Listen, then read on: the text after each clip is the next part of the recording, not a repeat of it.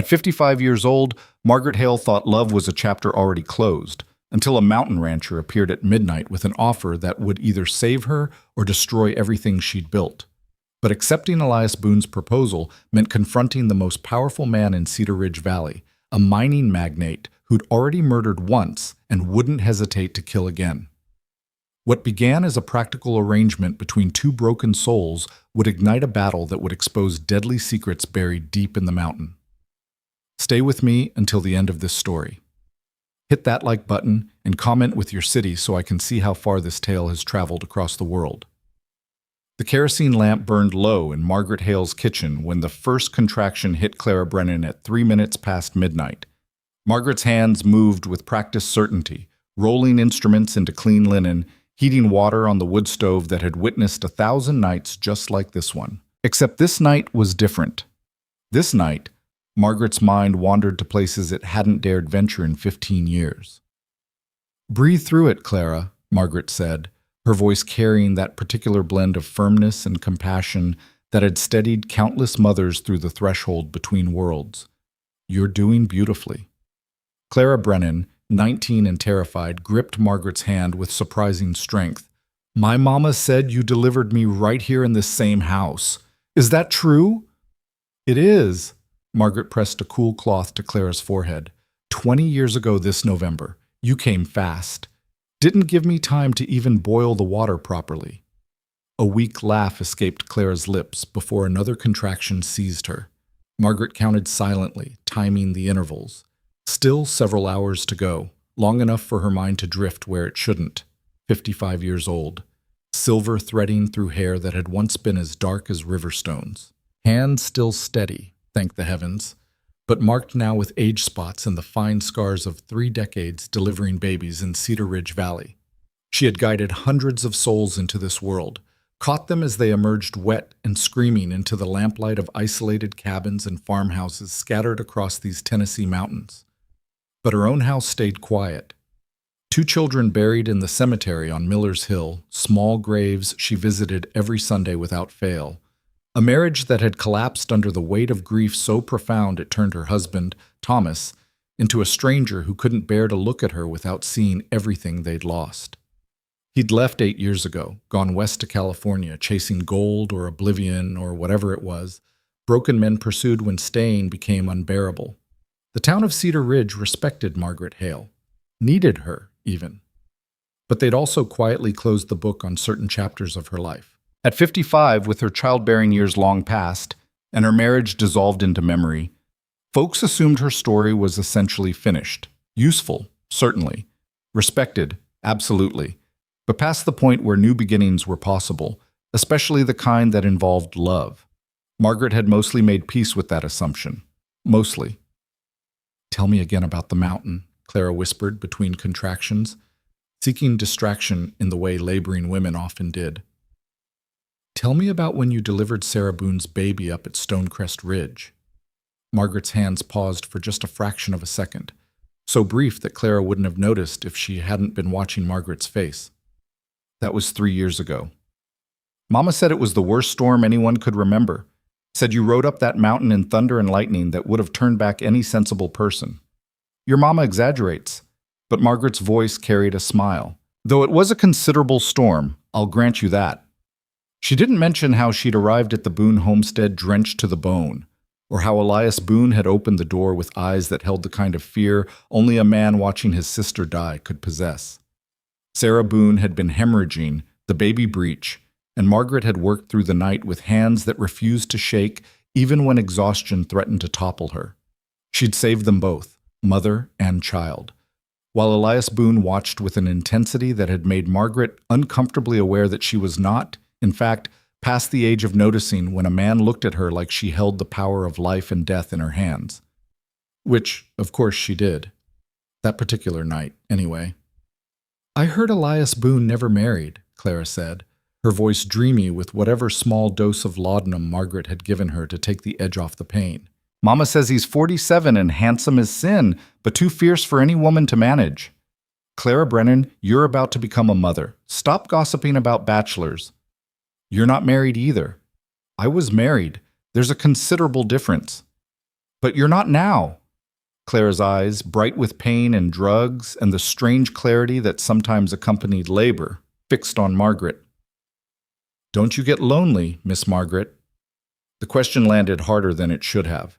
Margaret busied herself checking Clara's dilation, grateful for the excuse to look away. Loneliness is just another kind of weather. You learn to dress for it. But that was a lie, and Margaret suspected Clara knew it even through the haze of laudanum and contractions. Loneliness wasn't weather. It was a constant companion, a shadow that followed Margaret through her daily rounds, that sat across from her at mealtimes, that made her increasingly aware of the silence in her house when she returned from deliveries to find no one waiting. The town saw her competence and assumed it translated to contentment. They didn't see the nights when she stood at her window watching families gather on their porches, children playing in yards while parents looked on with the casual intimacy of people who belonged to each other. They didn't know about the ache that had settled somewhere in her chest, the growing certainty that she had sacrificed too much to her work, to her grief, to the simple passage of time. At 55, Margaret had resigned herself to the probability that this was simply her lot.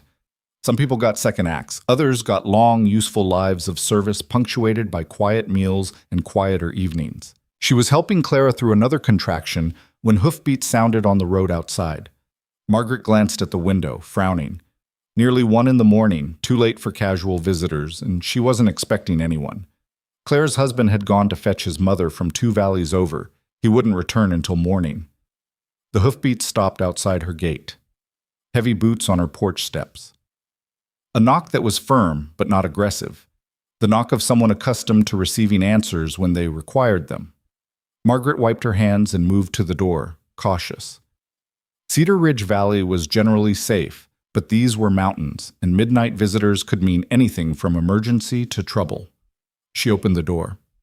Elias Boone stood on her porch, hat in his hands, rain-dark hair despite the clear night, wearing an expression that was somehow both determined and uncertain. Margaret's breath caught, like she was some young girl instead of a woman who'd seen every variation of human experience that existed between birth and death. Mr. Boone? She kept her voice professional, controlled. Is Sarah well? The baby? They're fine, thriving. His voice was deep, roughened by years of mountain weather and sparse conversation. I'm not here about Sarah. Behind her, Clara made a small sound. Margaret wanted to close the door, to tell Elias Boone that whatever brought him down from Stonecrest Ridge at this hour would have to wait until morning. But something in his face, some mixture of resolve and vulnerability, kept her rooted in place. I'm attending a birth, Margaret said. This isn't... I know. I waited until I saw the lamp. Elias looked past her shoulder, nodded respectfully toward where Clara lay.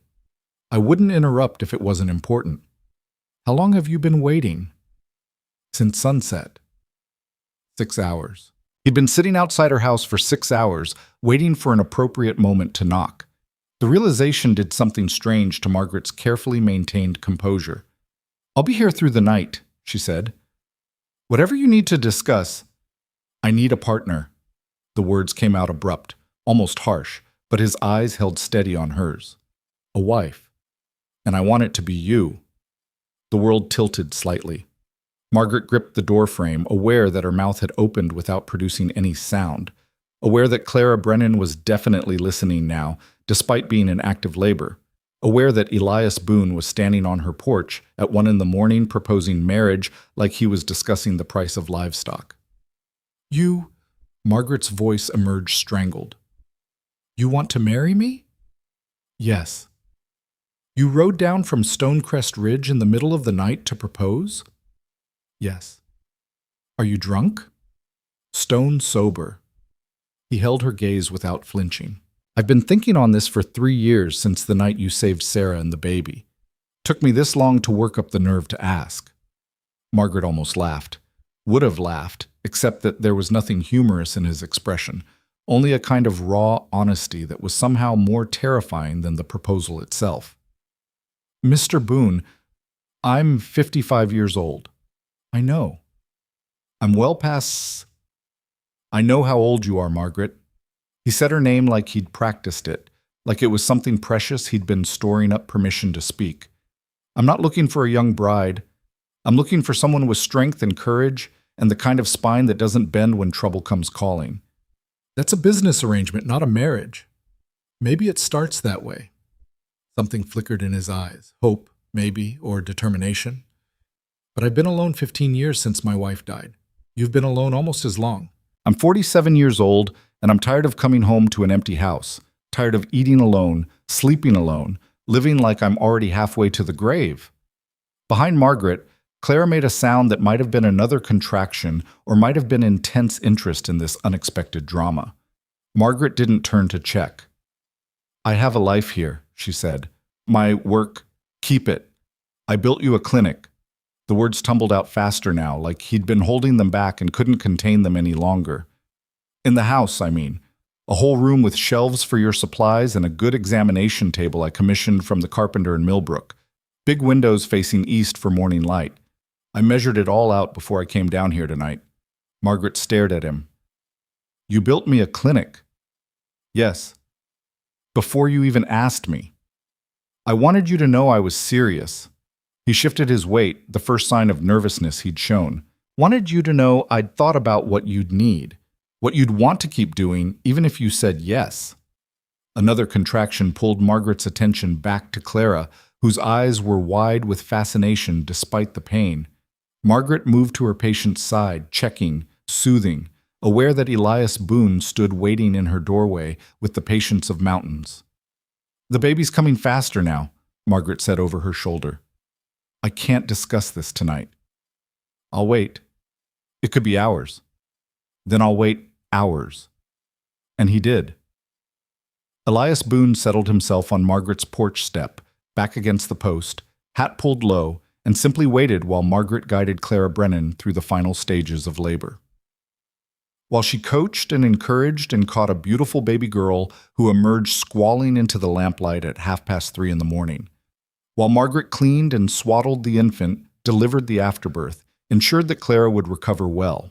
While she made tea and sat with the new mother until her husband returned at dawn, exhausted and grateful and too overwhelmed to question why Elias Boone was sitting on the midwife's porch like a sentinel. The sun was rising over the ridge when Margaret finally stepped outside, exhaustion pulling at her bones, and found Elias still there, still waiting. You should go home, she said. Need an answer first. Margaret sank onto the step beside him. Propriety be damned. She was too tired to stand and too confused to know what to say. Why me? Truly? Elias was quiet for a long moment, watching the light spread across Cedar Ridge Valley. You remember the night you came up the mountain for Sarah? Of course. I remember watching you work, watching how you never hesitated, never second-guessed yourself even when things looked impossible. Sarah was dying. I could see it in her face and how much blood there was. But you never stopped, never even looked scared. He turned to face her, and Margaret saw something in his expression that made her throat tighten. I remember thinking, that's the kind of woman who could survive anything, the kind who doesn't quit when things get hard. His voice dropped lower. The kind I'd want standing beside me when trouble comes. What trouble are you expecting? His jaw tightened. The kind that's already here. Before Margaret could ask what he meant, he pulled a folded paper from his coat pocket. I wrote it out. What I'm offering. What I'm asking for. Everything clear and honest so you know exactly what you'd be agreeing to. Margaret took the paper with trembling fingers, unfolded it to find neat, careful handwriting covering both sides. It wasn't a love letter. It was a contract. Terms of partnership between Elias Boone and Margaret Hale. I, Elias Boone, offer the following. Full partnership in Stonecrest Ridge property, 320 acres, house, livestock, water rights. A dedicated clinic space for your medical practice. Support for your continued work as midwife and healer throughout the valley.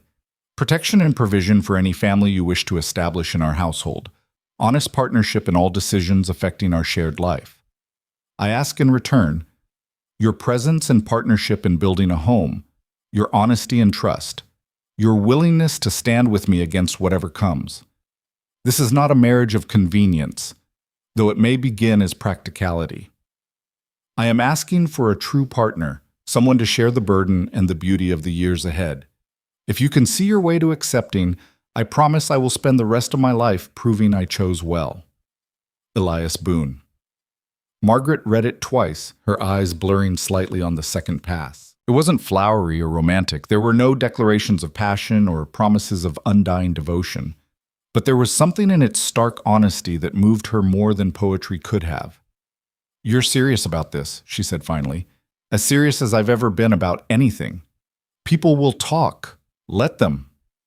They'll say I'm too old for you." Elias made a sound that might have been a laugh. "You're 8 years older. Hardly scandalous. They'll say I'm past the age for—" She couldn't quite finish the sentence. "For what? For living? For building something new?" His voice carried an edge now. "Margaret, you've spent 30 years catching other people's babies, healing other people's families, holding other people's hands while they crossed over. When do you get to have something for yourself?" The question struck like a physical blow. When did she get to have something for herself? "Never," whispered the part of Margaret that had grown resigned to service and sacrifice. Never, because her time had passed, because she'd already had her chance at family and lost it, because at 55 a woman should be content with what she had and not go grasping for more. But there was another voice rising now, quieter but more insistent. The voice that had kept her climbing that mountain 3 years ago, through a storm that should have turned her back. The voice that had steadied her hands through impossible deliveries and kept her going after her children died and refused to let grief completely consume her. The voice that said, "Not yet. Your story isn't finished yet." "I need time," Margaret said, "to think, to take what time you need." Elias stood, settling his hat back on his head. "I'll be at the boarding house in town for 3 days. After that, I head back up the mountain. You can send word either way." He started down the steps, then paused, turned back. "One more thing you should know." His face had gone serious again, almost grim. "There's trouble coming with Conrad Vale. Has been brewing for years. If you say yes to this, you'll be stepping into that fight alongside me. So think on that too. Whether you want to marry a man who's made an enemy of the most powerful person in Cedar Ridge Valley."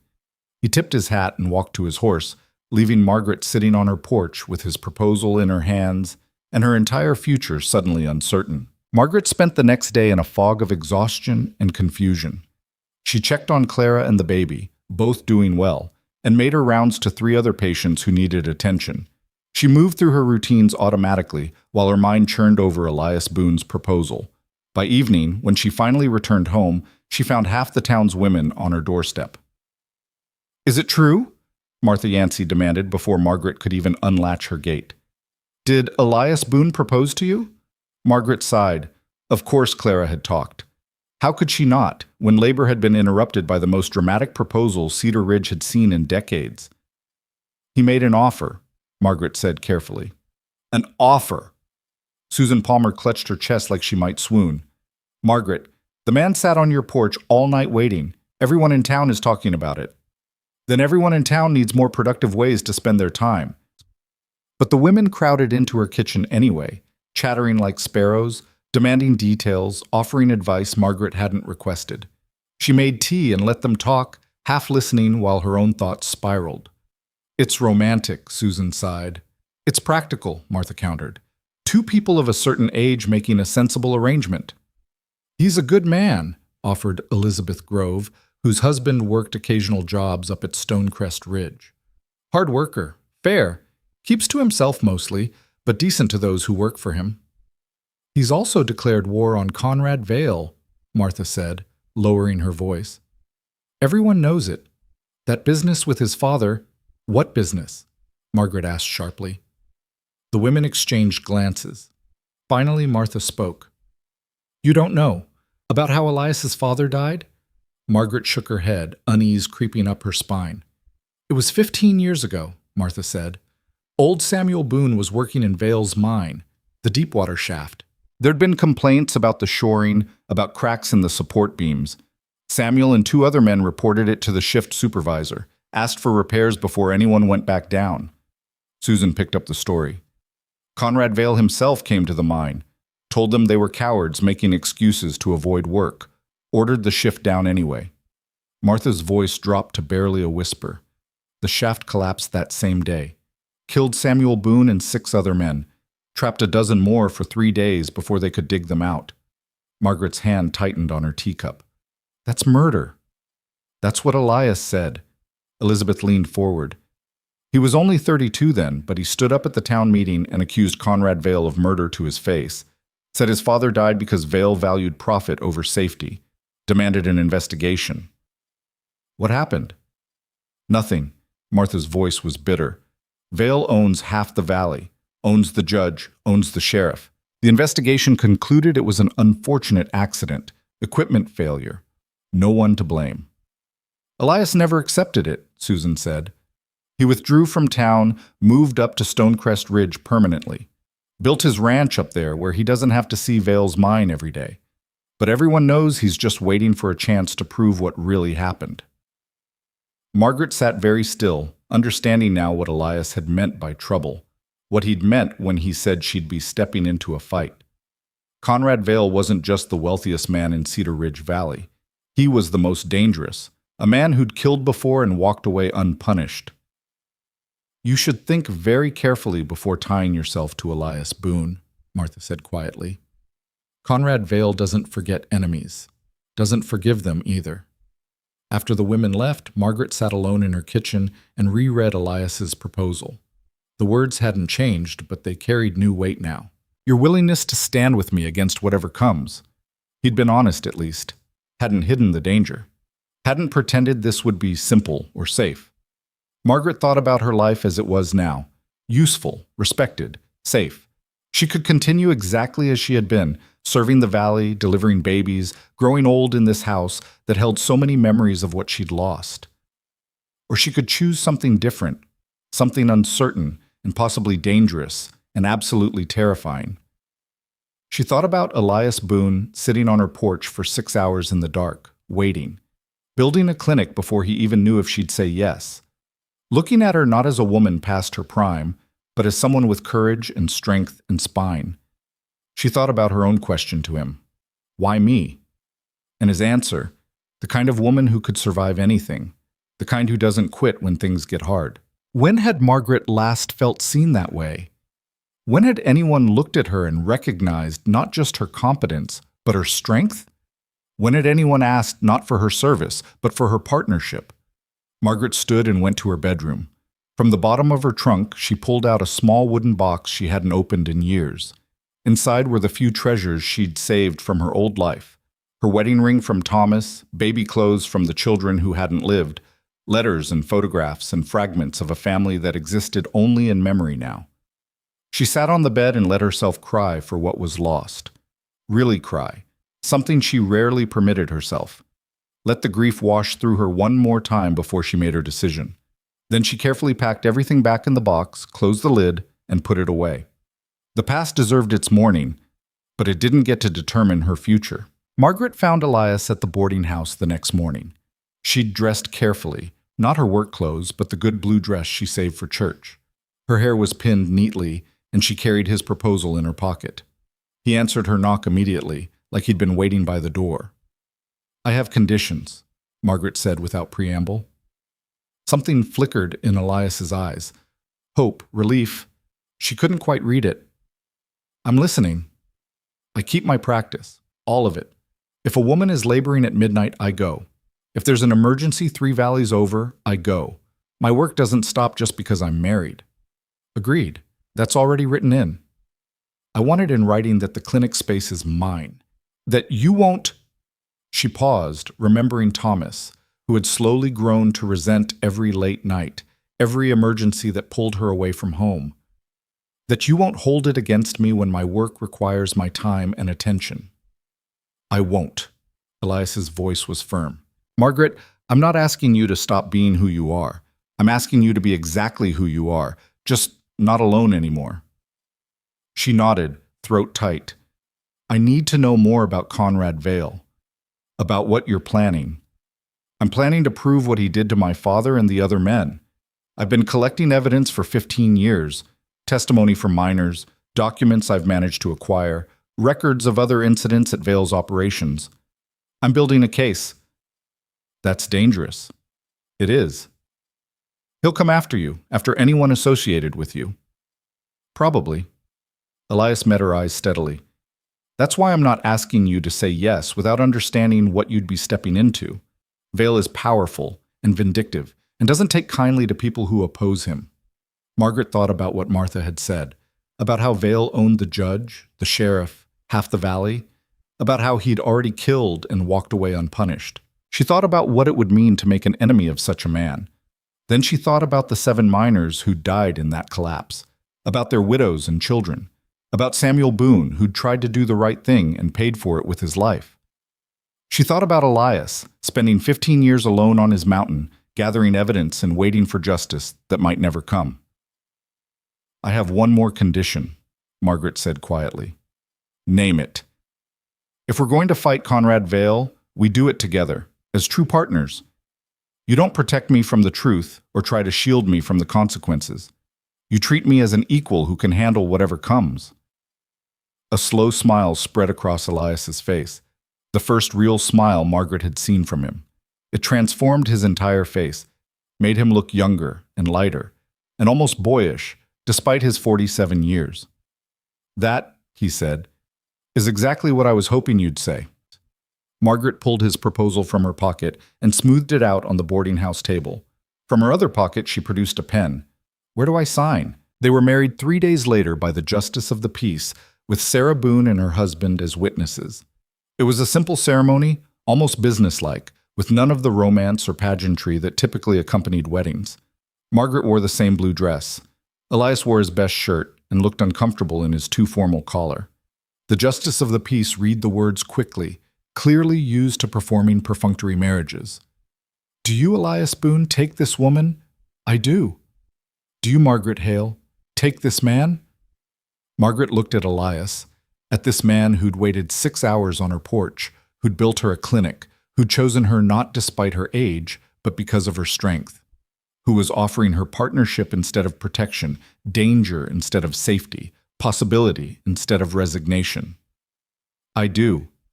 They signed the marriage certificate with hands that were steady despite the enormity of what they were doing. Sarah hugged Margaret with fierce joy. The Justice of the Peace congratulated them with professional efficiency, and just like that, Margaret Hale became Margaret Boone. They rode up to Stonecrest Ridge that afternoon with Margaret's belongings packed in a wagon. She'd sold most of her furniture, wouldn't need it in her new home, and kept only what was most essential, her medical instruments, her books, her clothes, and the small wooden box of memories she wasn't quite ready to part with. The ride took 3 hours, climbing steadily into elevations where the air grew thinner and clearer, where cedar and pine pressed close to the narrow road. Margaret had made this journey before, the night she'd delivered Sarah's baby, but it felt entirely different now. Then she'd been a visitor, called to perform a service. Now she was coming home. Elias didn't talk much during the ride, but his presence beside her was solid and reassuring. He pointed out landmarks occasionally, a spring that never ran dry, a meadow where deer gathered at dawn, the western boundary of his property. Their property now. The house appeared around a final bend, and Margaret caught her breath. It was beautiful. Not grand or ostentatious, but solid and well-built, perched on a slight rise with views that stretched for miles across the valley below. 2 stories with a wide porch that wrapped around 3 sides. Smoke curled from the chimney. Sarah must have come ahead to prepare things. Elias helped Margaret down from the wagon with hands that were careful but firm. "Welcome home," he said simply. Sarah burst out the door before they'd even reached the porch, her baby on her hip, face glowing with happiness. "Finally, I've been waiting all afternoon. Come in, come in. I want to show you everything." She grabbed Margaret's hand and pulled her inside, chattering constantly.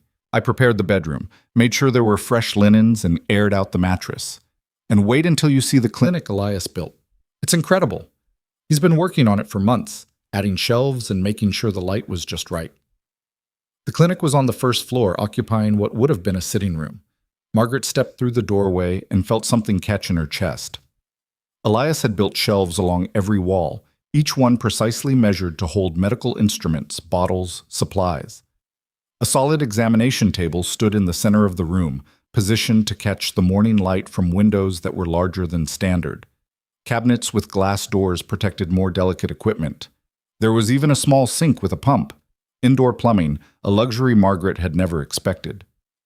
"The windows face east like I told you," Elias said from the doorway, his voice carrying a note of uncertainty. "If the light's not right, I can adjust them. It's perfect." Margaret turned to face him, vision blurring slightly. "Elias, it's more than I could have imagined." He relaxed visibly. "Good. I wanted you to have everything you needed. There's a room upstairs too. Thought you might want space for studying or keeping records." Sarah showed Margaret the rest of the house with obvious pride. The kitchen was spacious and well-equipped, with a modern stove that made Margaret's old one look ancient. The bedroom Elias had prepared was on the second floor, facing south, with a view that stretched for miles. There was only one bedroom prepared. Margaret noticed it but didn't comment. They were married, but this was still so new, so strange. Time enough to navigate those particular waters later. By evening, Margaret's belongings were unpacked and Sarah had departed for her own home a mile down the ridge. Elias made dinner, simple but well prepared, and they ate at the table like two people who hadn't quite figured out how to be married yet. "I should tell you about tomorrow," Elias said as he cleared the plates. "There's a town meeting. Conrad Vale called it, supposedly about mine safety regulations, but really, it's an opportunity for him to flex his power. I need to attend." "We both will," Margaret said firmly. Elias looked at her sharply. "It could get ugly. Vale doesn't like being challenged." "Then it's good I'll be there to stand with you." Something shifted in Elias's expression, surprise giving way to what looked like gratitude. "Partners," he said quietly. "Partners," Margaret confirmed. They spent the evening in companionable quiet, Elias working on paperwork while Margaret organized her new clinic. It felt domestic and strange and oddly right, this settled routine they were already falling into. When bedtime came, there was an awkward moment at the stairs. "I can sleep in the spare room," Elias offered, until you're ready for different arrangements." Margaret appreciated the consideration even as it made her feel foolish. They were married. She was 55 years old, not some blushing virgin. But the kindness in his offer touched her. "Thank you," she said simply, "for understanding that this is all very new. For me, too." He smiled slightly.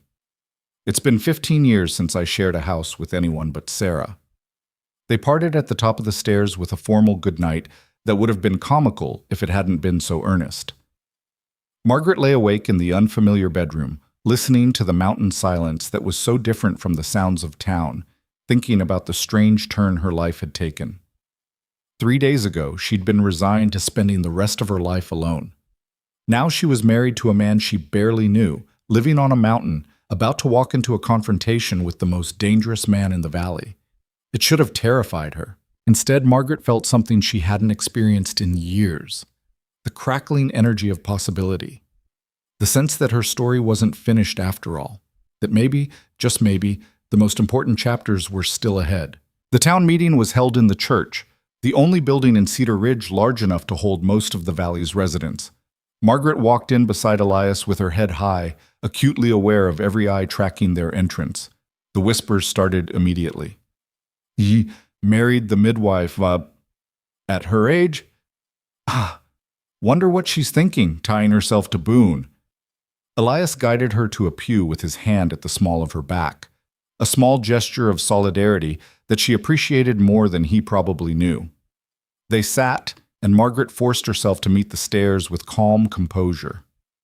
Conrad Vale stood at the front of the church, holding court like this was his kingdom rather than a public meeting.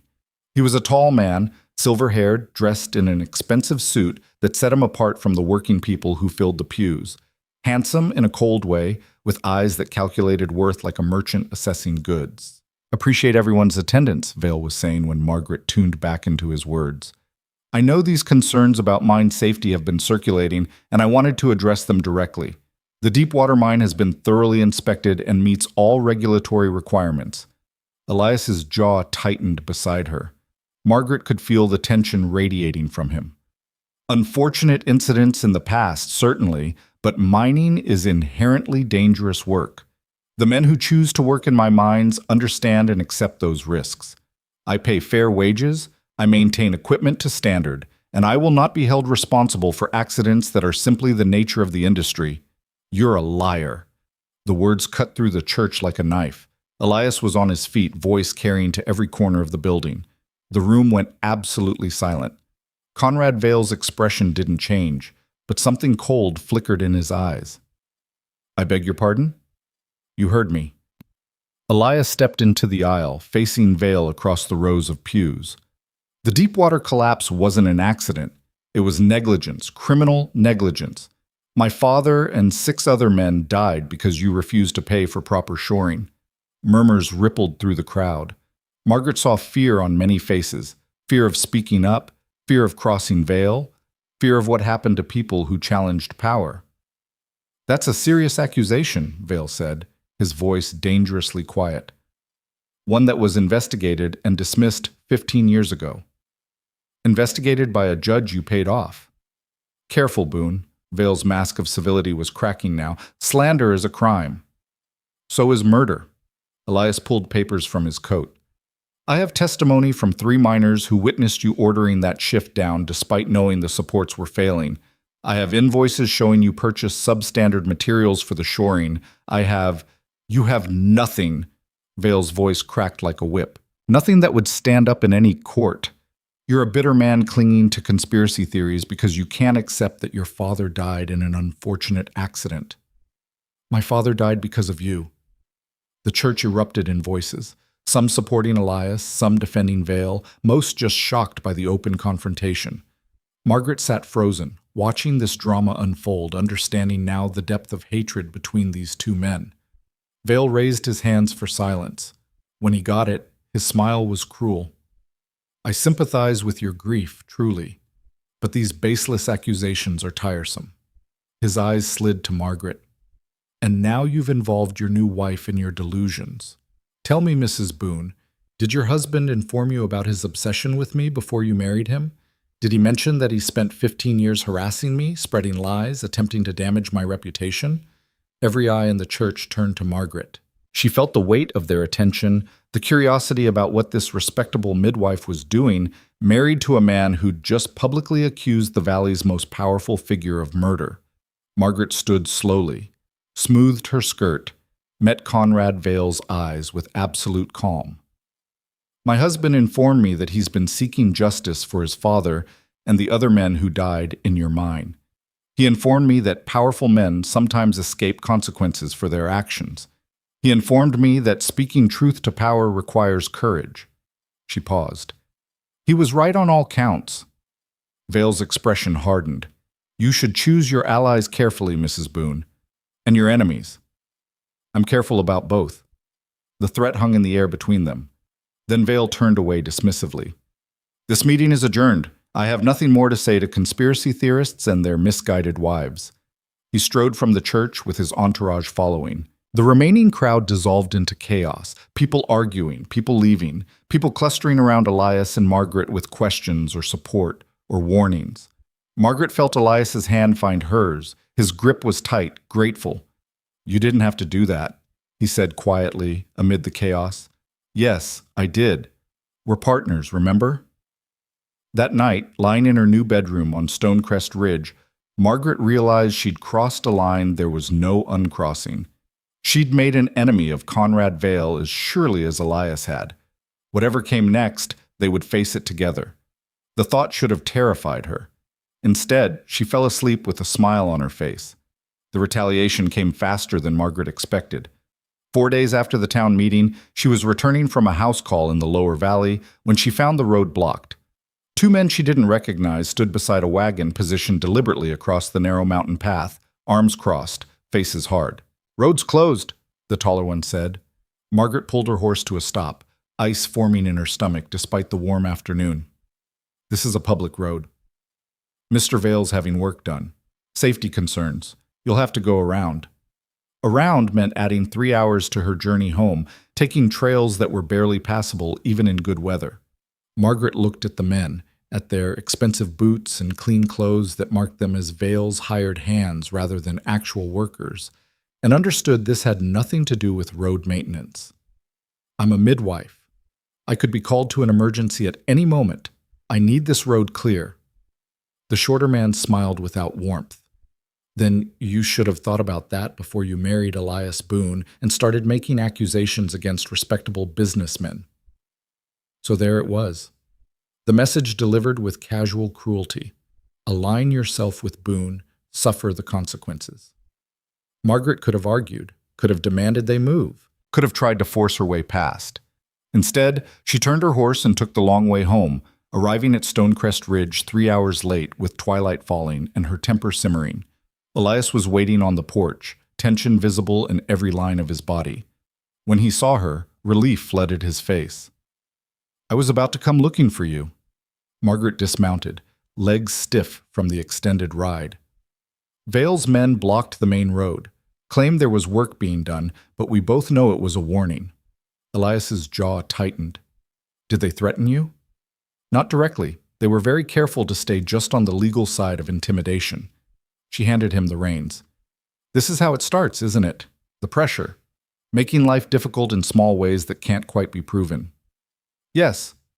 Elias led her horse toward the barn. He did the same thing after I first accused him. Suddenly my credit was no good at certain stores. Supplies I ordered never arrived. Workers I'd hired found better opportunities elsewhere. He paused. I should have warned you it might get worse before it gets better. You did warn me. Margaret followed him, watching as he unsaddled the horse with practiced efficiency. I chose this with my eyes open. Knowing something intellectually and experiencing it are different things. I'm aware. She leaned against the barn door, exhaustion pulling at her. What worries me more is what happens when the indirect pressure doesn't work, when he realizes we're not going to back down. Elias was quiet for a long moment, brushing down the horse. Then he escalates. Hits harder, aims for places that hurt more. Like what? Like going after your patients, making it difficult for people to seek your care, spreading rumors about your competence. He looked at her over the horse's back. Vale understands leverage. He'll find what you care about most and threaten it. Margaret thought about the women who depended on her, the babies she delivered, the families she'd served for 3 decades. The idea of Vale using them as weapons made her blood run cold. We need to move faster, she said. Whatever evidence you've been gathering, whatever case you're building, we need to accelerate it before he can do real damage. I've been working on this for 15 years. It's not something we can rush. Then let me help. 2 people can cover more ground than one. Elias studied her face in the dimming light. You're serious? Completely. You said you wanted a partner. Let me actually be one. That night, after a late dinner, Elias spread papers across the kitchen table. Margaret recognized some of them from the town meeting, but there were dozens more. Years of careful documentation, testimony, records. I started collecting evidence the week after my father died, Elias said, organizing the papers into rough categories. At first it was just grief, needing to do something, needing to prove it wasn't just an accident. But the more I dug, the more I found. He pulled out a ledger filled with neat columns of numbers. Vale keeps meticulous records, has to, for his investors. But he's arrogant, doesn't think anyone would dare challenge him, so he doesn't bother hiding certain things. These are supply orders for the deepwater mine in the 6 months before the collapse. Margaret leaned over the ledger, squinting at the entries. I don't understand. What am I looking at? Support timbers. See these invoices? Vale was supposed to be using grade A pine. That's what the mine inspector approved, what the safety regulations require. But look at what he actually ordered. Margaret traced the line with her finger. Grade C. What's the difference? About 40% in cost and about 60% in strength. Elias's voice was bitter. Grade C timber is fine for some applications, but not for deep shaft mining, not for the kind of load-bearing those supports were handling. My father knew it. That's why he filed the complaint. Can you prove Vale knew he was using substandard materials? His signature is on every order. Elias tapped the ledger. He personally approved the substitution, saved himself thousands of dollars, and killed 7 men in the process. Margaret sat back, mind racing. Why didn't this come out in the original investigation? Because the investigator never saw these ledgers. Vale claimed they were destroyed in a fire at his office, convenient timing just before the inquiry. But I knew his bookkeeper, a woman named Helen Marsh. She kept duplicate records at her home, didn't trust Vale not to throw her under if things went wrong. When she died 2 years ago, her daughter found them and brought them to me. Does Vale know you have these? Not yet. I've been careful. Helen's daughter moved to Kentucky right after giving them to me. Didn't want any connection if this blows up. Elias shuffled through more papers. But this isn't enough on its own. A good lawyer could argue the orders were mistakes, clerical errors. I need testimony from people who can confirm Vale knew exactly what he was doing. What about the miners who were there? The ones who witnessed the collapse? Some are dead. Some moved away. A few still live in the valley, but they're terrified of speaking out. They work for Vale in one capacity or another, either directly in his mines or in businesses he controls. Cross him and they lose everything. Margaret thought about the fear she'd seen in the church, the way people avoided Elias's eyes when he confronted Vale. What would it take to convince them to testify? Protection. Assurance they won't lose their livelihoods. Elias laughed without humor. Both things I can't provide. I'm just one man with a mountain ranch. Vale controls the valley's entire economy. Not the entire economy. An idea was forming in Margaret's mind, still vague but gaining shape. He doesn't control the women. Elias looked at her questioningly. The miners' wives, Margaret continued, speaking faster as the idea solidified. The widows from the collapse, the women married to current workers. They know things. They hear conversations, see documents, understand what their husbands won't say out loud, and many of them are my patients. Vale can't threaten their jobs, Elias said slowly, catching on.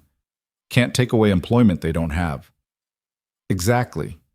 He can make things difficult, certainly, but he can't destroy them the way he can destroy their husbands. And women talk to their midwives, tell us things they wouldn't tell anyone else. Margaret felt energy coursing through her now, the same focused intensity that came during complicated deliveries. Let me reach out, quietly, see what I can learn. Elias was quiet for a long moment, studying the papers spread before them. It's dangerous. If Vale finds out you're asking questions, he's already declared war on us. We might as well fight back strategically. Margaret, I'm not some delicate flower who needs protecting. She met his eyes firmly. You chose me because I don't quit when things get hard, remember?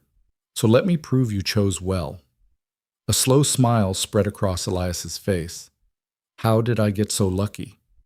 You didn't. You planned carefully and made a practical decision. But Margaret smiled back despite herself. They worked late into the night, Margaret learning the details of Elias's investigation, Elias mapping out which women Margaret might approach first.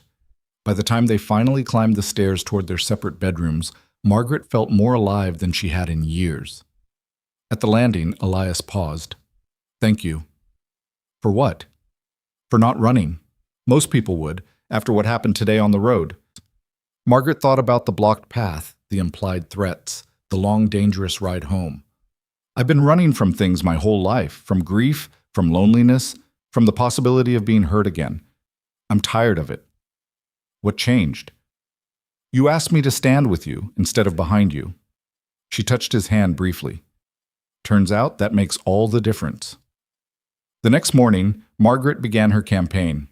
Her first stop was Sarah Boone, who lived a mile down the ridge with her husband and baby. Sarah greeted her with obvious delight, ushering her inside where coffee was already brewing.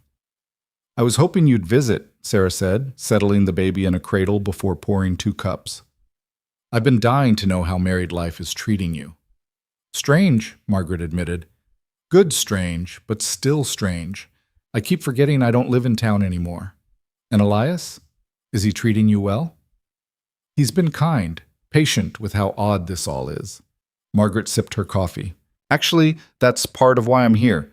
I need to ask you about the night your baby was born. Sarah's expression shifted subtly, still friendly, but more guarded. What about it? You remember how bad the storm was, how difficult the delivery became. Margaret chose her words carefully. There was a moment when I thought we might lose both of you. And I remember Elias standing in the corner watching, and the look on his face, he was terrified. Sarah's voice softened. I'd never seen my brother scared before, but that night he was absolutely terrified. That's when he decided to propose to me, isn't it? That night, watching someone he loved nearly die. Sarah studied Margaret's face. He told you that? Not directly, but I'm beginning to understand how his mind works. Margaret set down her coffee cup. He doesn't make decisions impulsively. He watches, considers, plans, and then he acts with complete conviction.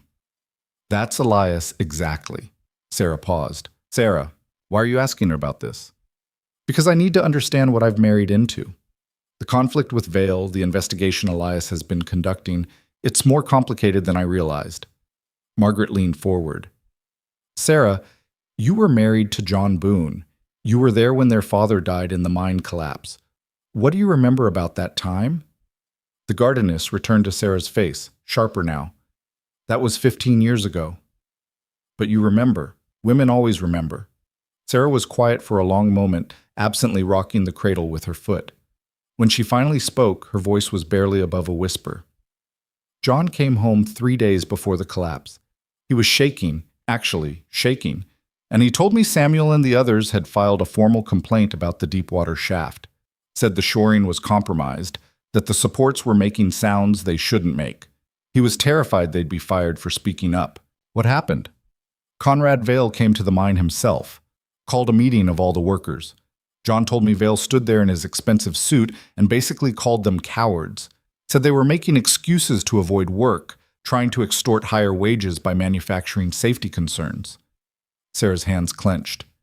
He shamed them in front of everyone, made them feel small and foolish for being afraid. But they were right to be afraid. Of course they were right. The shaft collapsed the next day. Sarah's eyes filled with tears. John and Elias were supposed to be on that shift too. But Elias had pneumonia. I'd been nursing him for a week, and John stayed home to help me because Elias was too sick to be left alone. That's the only reason they survived. Margaret felt ice in her veins. So they should have died too. Yes, and they both knew it. Knew they were alive because of pure luck, while their father and 6 others were dead. Sarah wiped her eyes roughly. That's why Elias has never let this go. It should have been him down there. He carries that guilt every single day. Did John testify at the investigation? Sarah's expression hardened.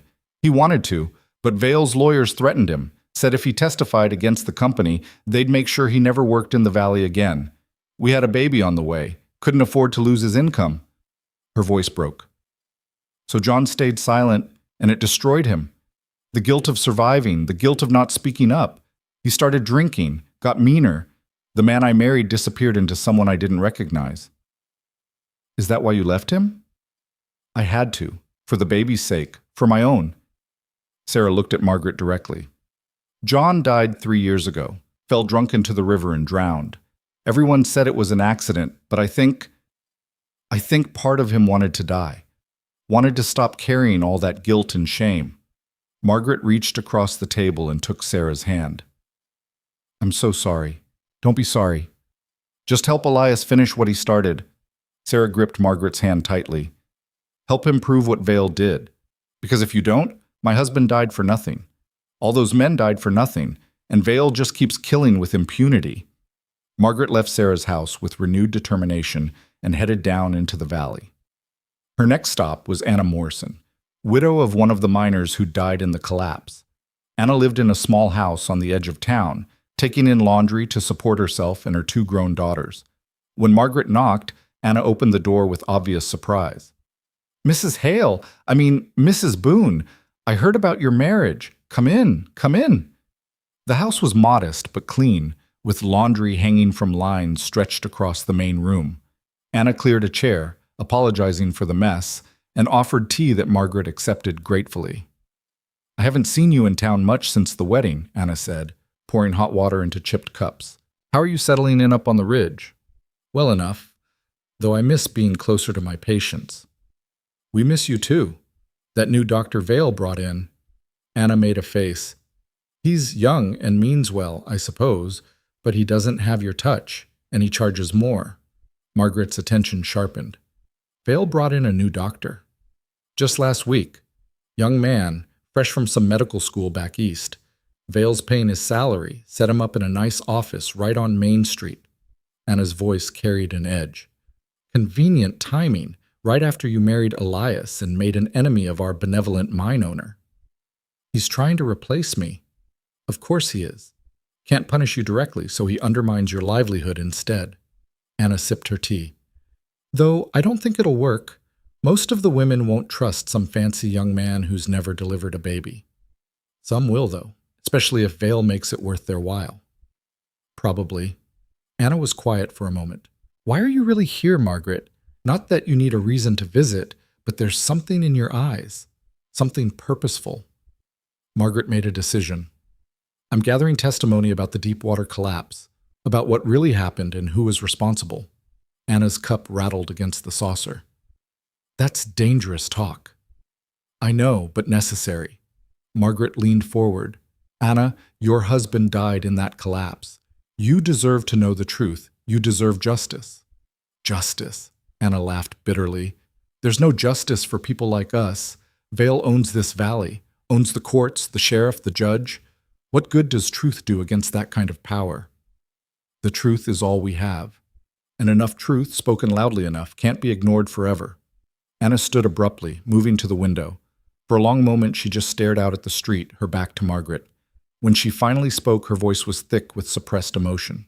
Thomas knew that shaft was going to collapse, knew it in his bones. He came home 2 nights before it happened and told me he'd filed a complaint with the supervisor. Said the other men laughed at him, called him paranoid, but he didn't care. He knew something was wrong. Did he tell you what specifically was wrong? The sounds. He said the support timbers were making cracking sounds, that there was water seeping through the walls where there shouldn't be water. He wanted to refuse to go down, but we needed the money. I was pregnant with our 3rd child. Anna's shoulders shook. I told him to work the shift. I told him we couldn't afford for him to lose his job over what might just be nerves. Anna, you can't blame yourself. Can I? She turned, tears streaming down her face. He wanted to stay home. I sent him to his death because I was afraid of being poor. Margaret crossed to her, pulling the older woman into an embrace. Vale sent him to his death. Vale and his greed and his arrogance. You were just trying to survive. They stood like that for several minutes, Anna crying into Margaret's shoulder, releasing grief she'd apparently been holding for 15 years. When she finally pulled back, her eyes were red but clearer. What do you need from me? The truth. Everything Thomas told you about the shaft, about the complaints, about Vale's response, and permission to use your testimony if this ever goes to trial. Anna nodded slowly. You'll have it, both. And Margaret, tell Elias, tell him I'm sorry. Sorry I didn't speak up at the investigation. Sorry I let fear keep me silent. He understands. Fear is powerful. So is regret. Anna's voice hardened. And I'm done being afraid of Conrad Vale. Over the next 2 weeks, Margaret visited 7 more women. Widows, miners' wives, women who worked in businesses tangentially connected to Vale's empire. She moved carefully, always under the guise of medical visits, always cautious about who might be watching. Not all the women were willing to talk. Some were too afraid, too convinced that speaking out would only bring more suffering. But others, once they understood what Margaret was doing, opened up with stories that made her blood boil. There was Rebecca Chase, whose husband worked in Vale's current mine and came home with black lung that Vale's company doctor claimed was just a cold. There was Miriam Yates, whose son had been injured when equipment failed, and Vale had offered her a pittance in compensation with the caveat that she sign away her right to sue. There was elderly Mrs. Patterson, who remembered 3 other incidents at Vale's mines over the past 20 years, incidents that had been quietly buried, workers paid off or intimidated into silence. Each woman added another piece to the puzzle Elias had been assembling. Each story painted a clear picture of systematic negligence, profit prioritized over safety, and a pattern of silencing anyone who dared to speak up. Margaret documented everything carefully, taking notes in a cipher she'd developed, storing the papers in a locked box in her clinic. She shared each new piece of information with Elias every evening, the two of them working late into the night to cross-reference testimony with the documents he'd already gathered. Their marriage was evolving too, though neither of them talked about it directly. Elias still slept in the spare room, but they'd fallen into domestic rhythms that felt increasingly natural. He cooked breakfast while she organized her medical supplies. She mended his shirts while he worked on ranch accounts. They discussed their investigation like partners planning a campaign, but they also talked about simpler things: books they'd read, childhood memories, the peculiar personality of Sarah's baby. One evening, about 3 weeks after Margaret had started gathering testimony, Elias looked up from the papers spread across the table and said quietly, "I think we might actually have enough." Margaret's heart jumped. Enough for what? To go to trial. To force a real investigation. He organized the documents into neat stacks. We have testimony from 8 women placing responsibility directly on Vale. We have the supply ledgers proving he substituted substandard materials. We have documentation of other incidents showing a pattern of negligence. And he pulled out a letter Margaret hadn't seen before. I finally got a response from the federal mine inspector. What does it say? That he'll agree to conduct a formal inspection of Vale's current operations if we can provide probable cause that safety violations are ongoing. Elias's eyes gleamed. With what you've gathered from the miners' wives about current conditions, we can give him that probable cause. Margaret felt excitement and terror warring in her chest. If we do this, if we actually file formal charges and request a federal investigation, Vale will know. He'll come after us with everything he has. I know. It could destroy us. Destroy everything we're building. I know that too. Elias reached across the table and took her hand, a gesture that had become more common over the past weeks but still sent warmth through her. But we're not building anything real if it's built on silence and complicity. I'd rather lose everything fighting than keep everything by staying quiet. Margaret thought about the women she'd spoken with, about their stories and their courage in sharing them, about Sarah's dead husband who'd drunk himself into the grave from guilt, about Anna Morrison, who'd spent 15 years blaming herself for her husband's death, about Rebecca Chase watching her husband slowly suffocate from black lung while Vale's doctor called it a cold. When do we file? Elias's grip tightened on her hand. Next week. I'll ride to the federal office in Knoxville, submit everything formally. Once it's filed, there's no taking it back. Good. I don't want to take it back. That night, Margaret lay awake in her bedroom, listening to the mountain silence and thinking about the life she'd chosen. 4 weeks ago, she'd been a lonely midwife, resigned to growing old alone. Now she was married to a man she was learning to trust, living on a mountain, about to take on the most powerful figure in the valley. It was terrifying and exhilarating and absolutely nothing like the safe, predictable future she'd imagined. A soft knock on her door startled her upright. "Margaret? Are you awake?" Elias's voice was quiet through the wood. "Yes, come in." He opened the door, lamplight from the hallway silhouetting him. "I couldn't sleep, kept thinking about what happens next week, after we file." "Me too." Elias stepped into the room, keeping a respectful distance from the bed. "I need you to know something. If this goes badly, if Vale finds a way to destroy me, the ranch, everything, you're protected. I had a lawyer draw up papers. The property is in both our names, but with provisions that ensure you can't lose it, even if I'm convicted of some trumped-up charge Vale manufactures. You'll be safe." Margaret sat up straighter. "When did you do this?" "The day after we married. I wasn't going to tell you until it became necessary, but..." He ran a hand through his hair. "I wanted you to know you're not risking everything, just me. That's not how partnership works. Margaret, no." She threw back the covers and stood, crossing to where he stood in the doorway. "You don't get to protect me from the consequences.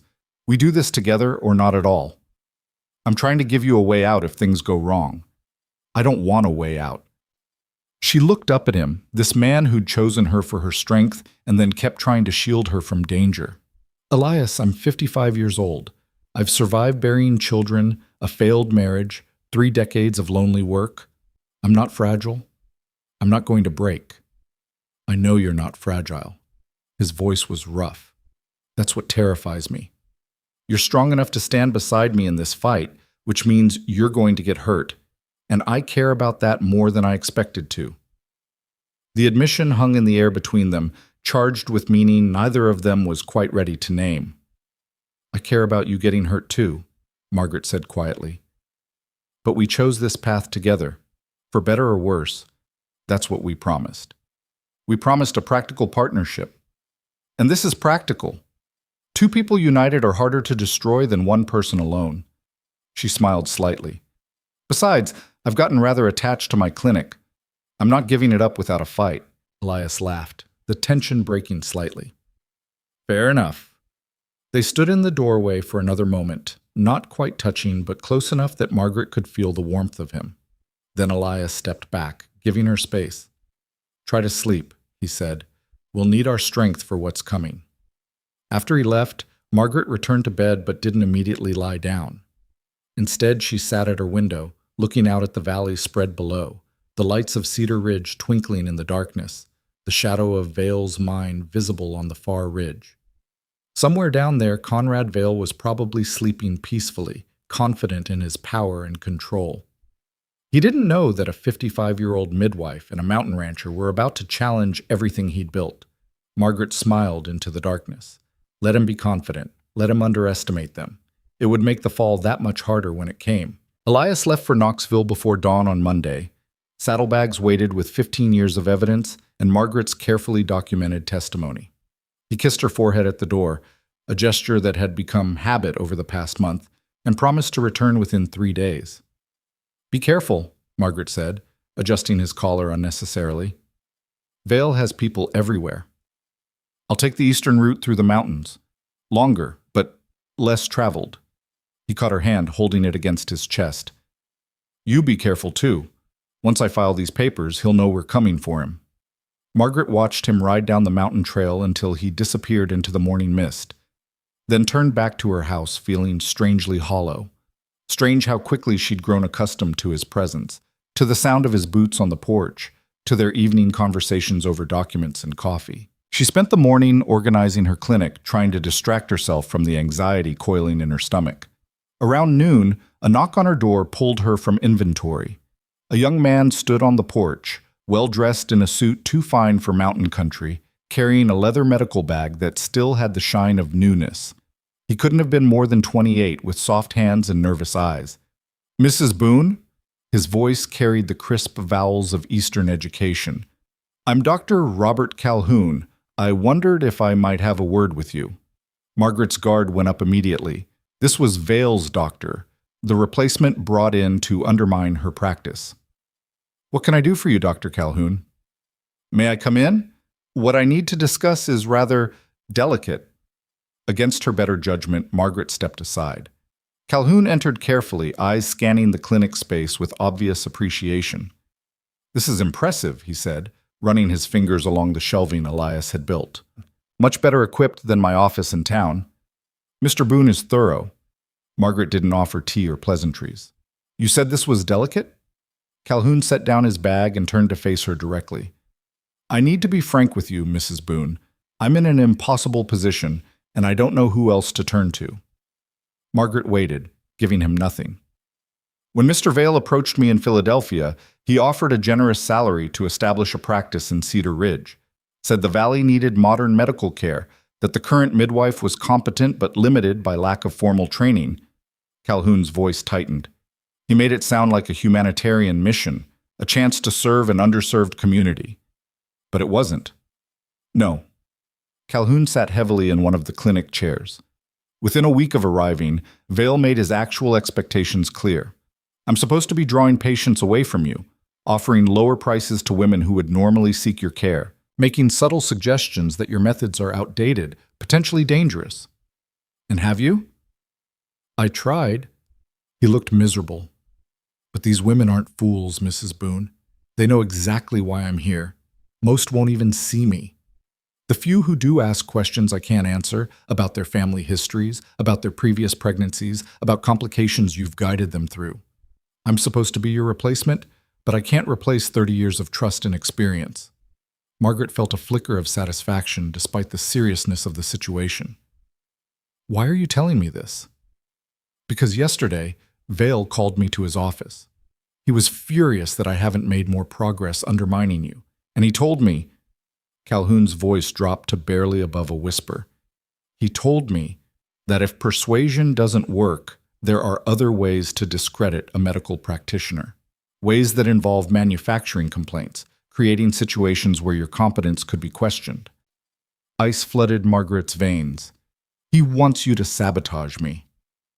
Not directly. He's too smart for that. But he suggested that if a patient under your care happened to experience complications, and if I happened to examine them afterward and find evidence of negligent treatment, Calhoun met her eyes. I refused. Told him I wouldn't participate in destroying someone's reputation, especially someone who's clearly dedicated to her work. He gave me 3 days to reconsider before he finds alternative solutions.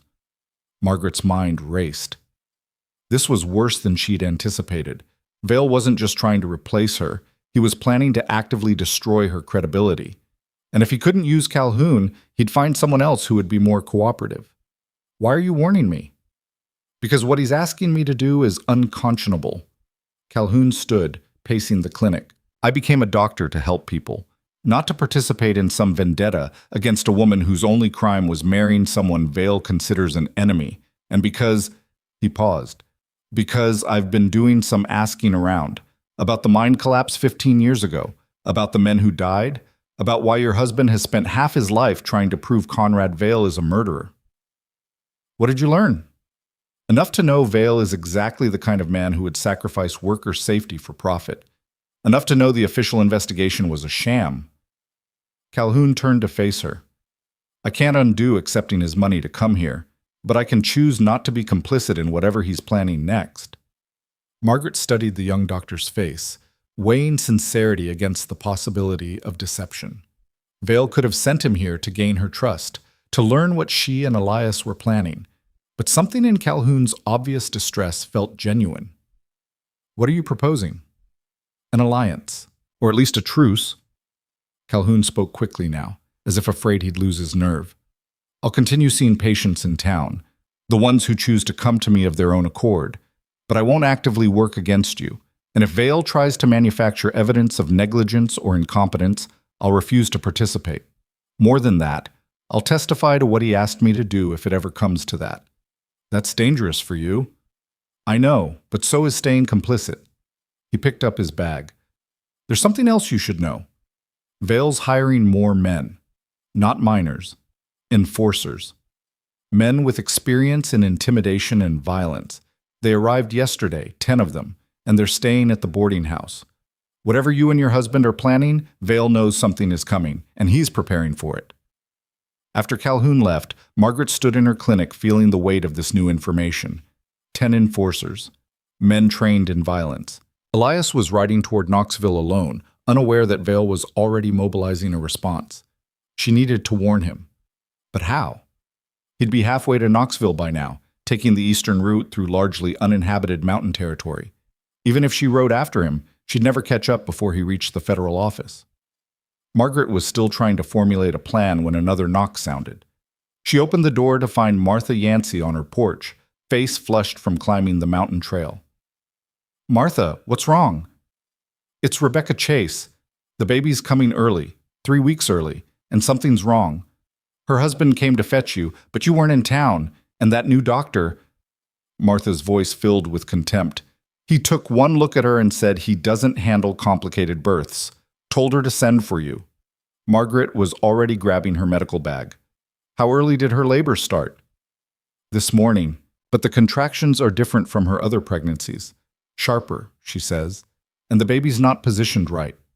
She's terrified. They made the ride down to Cedar Ridge in record time, Margaret's mind splitting between Rebecca's emergency and worry about Elias. By the time they reached the Chase house on the edge of town, Rebecca's screams were audible from the street. Margaret found her patient in bed, pale and sweating, clearly in distress. A quick examination confirmed Martha's assessment. The baby was breech and in distress. Rebecca was bleeding more than she should be, and time was running out. "I need hot water, clean linens, and someone to hold the lamp steady," Margaret said, falling into the calm authority that always came during emergencies. "Martha, can you do that?" "Of course." For the next 3 hours, Margaret fought to save both mother and child. It was delicate, dangerous work, manually turning the baby, controlling the bleeding, coaching Rebecca through contractions that were coming too fast and too hard. At one point, Rebecca's husband burst into the room demanding to know what was taking so long, and Martha physically pushed him back out. Finally, as afternoon shadows lengthened across the bedroom, Margaret delivered a small but healthy baby boy. Rebecca collapsed back against the pillows, exhausted but alive. The baby cried lustily, pink and angry at being forced from his warm sanctuary. Margaret cleaned and wrapped the infant, checked Rebecca's bleeding one more time, and finally allowed herself to breathe. They'd both survived. It had been close, desperately close, but they'd survived. "You saved them." Martha's voice was thick with emotion. "That fancy Philadelphia doctor would have let them both die." "He doesn't have the experience yet." Margaret was being generous and knew it. Calhoun should have at least attempted to help rather than sending for her, but she was too exhausted to feel angry. She stayed with Rebecca through the evening, monitoring for complications, making sure the bleeding stayed controlled. By the time she was confident both mother and baby were stable, full dark had fallen. Margaret stepped out onto the Chase porch to find a crowd had gathered. Women mostly, but some men too, people who'd heard about the difficult birth, who'd been praying or simply waiting for news. "Rebecca and the baby?" someone called out. "Both fine. She'll need rest and careful monitoring, but they should both recover fully." Relief rippled through the crowd. Then someone else spoke, voice sharp with anger. Vale's doctor wouldn't even try to help her. Said he wasn't equipped for complicated cases. Sent her husband to fetch Margaret like she's some kind of last resort. "She's the only real doctor we've got, formal training or not." Margaret raised her hands for quiet. "Dr. Calhoun is young and still learning. There's no shame in knowing your limitations and calling for someone with more experience." But the crowd wasn't interested in her diplomatic response. They were angry, not just about this incident, but about everything Vale had been doing to undermine Margaret, to replace her with someone inadequate, to punish her for marrying Elias. "Vale thinks he can control everything in this valley," an older man said, voice carrying authority, "including who delivers our babies and tends our sick. I'm done with it. Done being afraid." Murmurs of agreement rippled through the gathering. Margaret saw something shifting in the crowd, some fundamental change in how they viewed their situation. Fear was giving way to anger, resignation transforming into resistance. "Where's Elias?" someone asked. "We should talk to him about standing together against Vale." "He's away on business," Margaret said carefully. "He'll be back in a few days. When he returns, tell him he's not alone in this fight anymore." Margaret rode back up to Stonecrest Ridge in darkness, her exhaustion so profound she could barely stay upright in the saddle. But beneath the fatigue was something else, a spark of hope. The valley was waking up. People were finding their courage. She arrived home to find Sarah waiting on the porch, lamp lit, face anxious. "Thank heavens you're back. I was getting worried." Sarah helped her down from the horse. "How's Rebecca?" "She'll live. They both will." Margaret let Sarah guide her inside.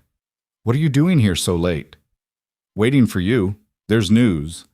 Sarah's expression turned grim. "Vale's men have been asking questions in town. About where Elias went, when he'll return, what he's been working on. They're not even trying to be subtle about it." Margaret's exhaustion evaporated in a flood of adrenaline. "How many men?" "At least a dozen that I've seen. Maybe more. They're staying at the boarding house, drinking at the tavern, making their presence known." Sarah gripped Margaret's arm. "Margaret, whatever Elias went to do in Knoxville, Vale knows about it, or suspects, and he's preparing a response. We need to get word to Elias, warn him." "How?" "He's been gone since dawn, taking the back trails. Even if we sent someone after him, they'd never catch up." Margaret paced her kitchen, mind racing through options. "When is he due back?" "He said 3 days. That's Wednesday." "Then we have 2 days to prepare." Margaret turned to face Sarah. "Can you spread word quietly to the women who gave testimony? Tell them to be ready for trouble, to have alibis prepared if Vale's men come asking questions about conversations they had with me." "I can do that." Sarah paused. "What are you going to do?" "Exactly what Elias and I planned. We don't back down. We don't give Vale the satisfaction of seeing us afraid." Margaret's voice hardened. "He wants a war? We'll give him one." After Sarah left, Margaret couldn't sleep despite her exhaustion. She moved through the house, checking locks, organizing the evidence they'd kept copies of, preparing for confrontation. Around midnight, she heard hoofbeats on the trail. Her heart leapt. Elias returning early? But the rhythm was wrong, too many horses moving too fast. Margaret grabbed the rifle Elias kept by the door and positioned herself where she could see the approach without being clearly visible. 3 riders came into view, silhouetted against the moonlit sky. They stopped at the gate, making no move to approach closer. One of them called out, "Mrs. Boone, we're not here to cause trouble, just to deliver a message from Mr. Vale." Margaret stepped onto the porch, rifle held loosely but visibly. "I'm listening." "Mr. Vale requests a meeting, tomorrow at noon, at his office in town. He says he has a proposal that might interest you." "What kind of proposal?" "He didn't say, ma'am, just asked me to extend the invitation." The man's voice was professionally neutral. "He also asked me to mention that it would be in your best interest to attend. Something about ongoing investigations and the wisdom of settling disputes privately rather than through federal channels."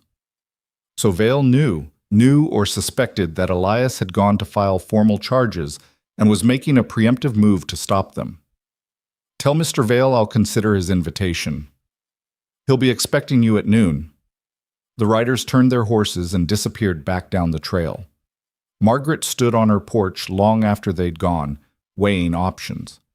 Going to meet Vale alone was potentially dangerous, possibly foolish, but not going would signal fear, would give him the psychological advantage. And there was part of her, the part that had climbed a mountain in a thunderstorm, that had spent 30 years fighting for her patients' lives, that wanted to look Conrad Vale in the eye and let him know she wasn't intimidated. She slept poorly that night. What little rest she got interrupted by dreams of mine shafts collapsing and men drowning in darkness. When dawn came, Margaret dressed carefully in her most professional attire and prepared to descend into the valley. Before leaving, she wrote a letter to Elias explaining where she'd gone and why, sealing it and leaving it prominently on the kitchen table where he'd see it immediately upon returning. Then she saddled her horse and rode down the mountain toward Cedar Ridge.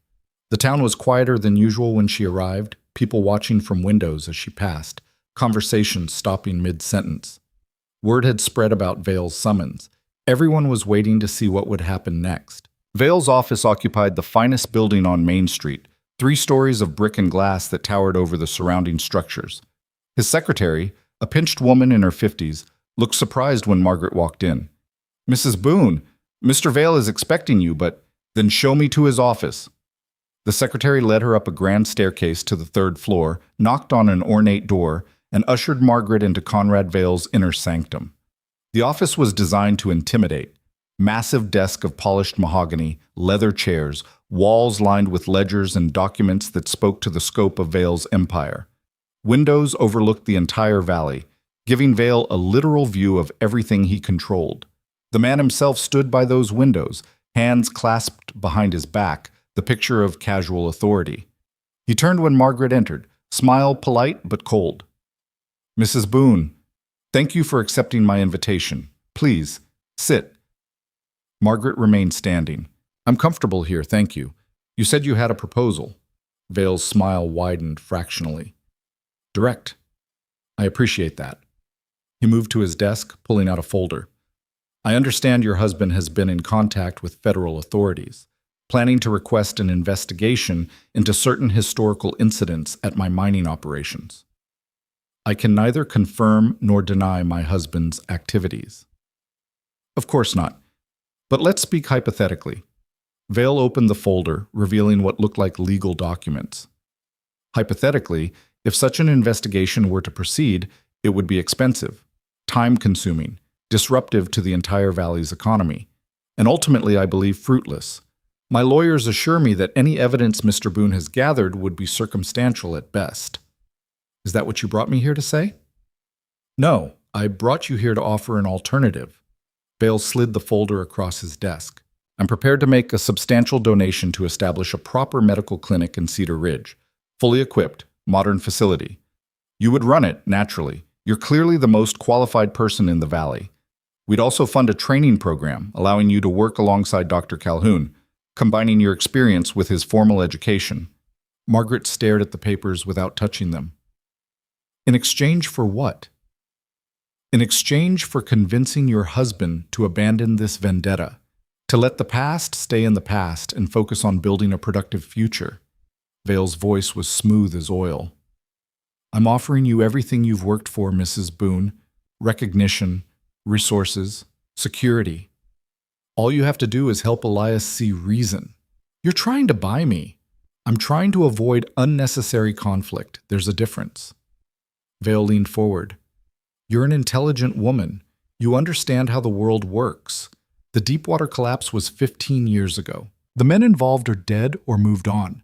Nothing we do now will bring them back. So why not accept my olive branch and move forward? Margaret finally picked up the folder, leafing through the documents. The offer was genuinely generous. More resources than she'd ever dreamed of, formal recognition of her skills, a legacy that would outlast her. It was everything she might have wanted, if it weren't built on blood and silence. She set the folder back on Vale's desk with deliberate care. I appreciate the offer, Mr. Vale. Truly, it's more than generous. Vale's expression relaxed slightly. I'm glad you would, but I'm declining. The temperature in the room dropped perceptibly. Vale's smile vanished. I would reconsider if I were you. I have considered. My answer is no. Margaret met his eyes steadily. You killed 7 men through your negligence and greed. You've spent 15 years evading consequences. And now you think you can make it all disappear by throwing money at me. Those are serious accusations. They're the truth. And unlike you, I'm not afraid of it. Vale stood, his friendly pretense evaporating entirely. You're making a mistake, Mrs. Boone. One you'll regret. Perhaps, but it will be my mistake, made with my eyes open. Margaret turned toward the door. Thank you for your time, Mr. Vale. If your husband files those charges, I will destroy him. Vale's voice was ice. I'll destroy both of you, your practice, your reputation, your finances. I'll make you wish you'd never heard the name Elias Boone. Margaret paused at the door, looking back at this man who'd built an empire on exploitation and thought himself untouchable.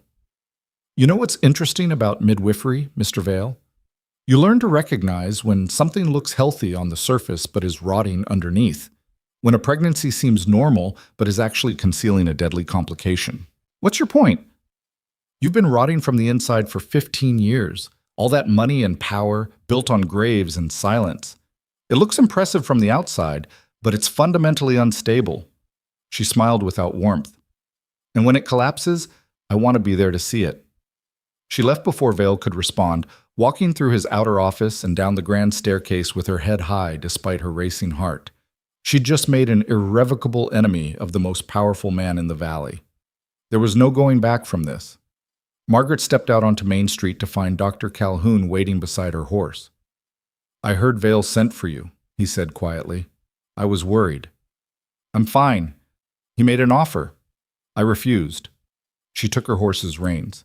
You should know, Dr. Calhoun, that things are about to get considerably worse in Cedar Ridge. Vale is preparing for war, and I've just made it clear I'm one of his enemies. Then I should also make my position clear. Calhoun straightened his shoulders. I stand with you and your husband, whatever comes next. Margaret studied his young face, seeing genuine determination despite obvious fear. You don't have to do this. You could take Vale's money and stay neutral. I could, but I wouldn't be able to live with myself. He smiled shakily. Besides, I didn't go through medical school to become a rich man's puppet. If I'm going to practice medicine in Cedar Ridge, I'd rather do it alongside someone who actually cares about the patients. Vale will make your life very difficult. Then it will match my conscience. Calhoun offered his hand. Partners? Margaret shook it firmly. Partners. She rode back up to Stonecrest Ridge, feeling the weight of what she'd set in motion. By refusing Vale's offer, by openly defying him, she'd guaranteed that when Elias returned with confirmation that federal charges had been filed, Vale's retaliation would be swift and severe. But she'd also drawn a line, had made it clear that she and Elias weren't operating from fear or weakness, but from conviction and strength. Sometimes the only way forward was to meet power with equal determination and refuse to blink first. Sarah was waiting at the house again when Margaret arrived. One look at Margaret's face told her everything she needed to know. "You refused him." "Of course I refused him." Margaret dismounted, suddenly exhausted again. "Did you spread the word like I asked?" "I did. The women are prepared. They know to deny any conversations that could be used against you." Sarah followed Margaret inside. "But Margaret, you need to understand what you've done. Vale doesn't forgive defiance." "I know exactly what I've done." Margaret sank into a kitchen chair. "I've declared war on behalf of my husband before he even returns to know I did it. It was probably foolish and definitely dangerous, and I don't regret it for a moment." Sarah was quiet for a long moment. Then she smiled, a fierce, proud expression. "Elias chose well when he chose you. Let's hope he still thinks so when he gets back and finds out what I've committed us to." They spent the rest of the day preparing. Sarah helped Margaret move the most important documents from the clinic to a hiding place they created beneath the floorboards of the bedroom. Evidence that would be protected even if Vale's men searched the house. They checked and rechecked the rifle, made sure the barn was secure, prepared supplies in case they needed to leave quickly. By evening, Margaret was wound so tight she could barely sit still. Elias had been gone 2 days. He'd said 3 for the full journey, but what if he'd run into trouble? What if Vale's men had found him on the trail? What if... Hoofbeats on the trail cut through her spiraling anxiety. Margaret grabbed the rifle and moved to the window, Sarah right behind her. A single rider appeared through the twilight, riding hard, clearly exhausted. Elias? Margaret was out the door before he'd even fully dismounted, relief flooding through her so powerfully it nearly buckled her knees. Elias caught her in an embrace that was fiercer and less restrained than any they'd shared before. "You're safe," she breathed into his shoulder. "I was so worried." "I'm fine. Tired, but fine." He pulled back to look at her face. "The federal inspector accepted our petition. They're launching a full investigation into Vale's mining operations, past and present. It's done, Margaret. We did it." "Elias, there's something you need to know. I saw Vale's men on the trail south of here. Had to take a very creative route to avoid them." His expression hardened. "He knows, doesn't he? Knows we've filed charges. He knows. He called me to his office yesterday, tried to buy me off with an offer to fund a medical clinic. I refused." She watched his face carefully. "I'm sorry if I overstepped. I know we should have decided together." Elias kissed her. It was sudden and unexpected and absolutely certain, his hands framing her face, his mouth warm against hers. For a moment, Margaret was too shocked to respond. Then she melted into it, returning the kiss with equal intensity, 15 years of loneliness and resignation dissolving in the simple certainty of connection. When they finally broke apart, both breathing hard, Elias rested his forehead against hers. "You have nothing to apologize for. Nothing. You're the bravest person I've ever known." His voice was rough with emotion. "I love you. I know that wasn't part of our agreement, wasn't what we planned, but I love you and I needed you to know that before whatever comes next."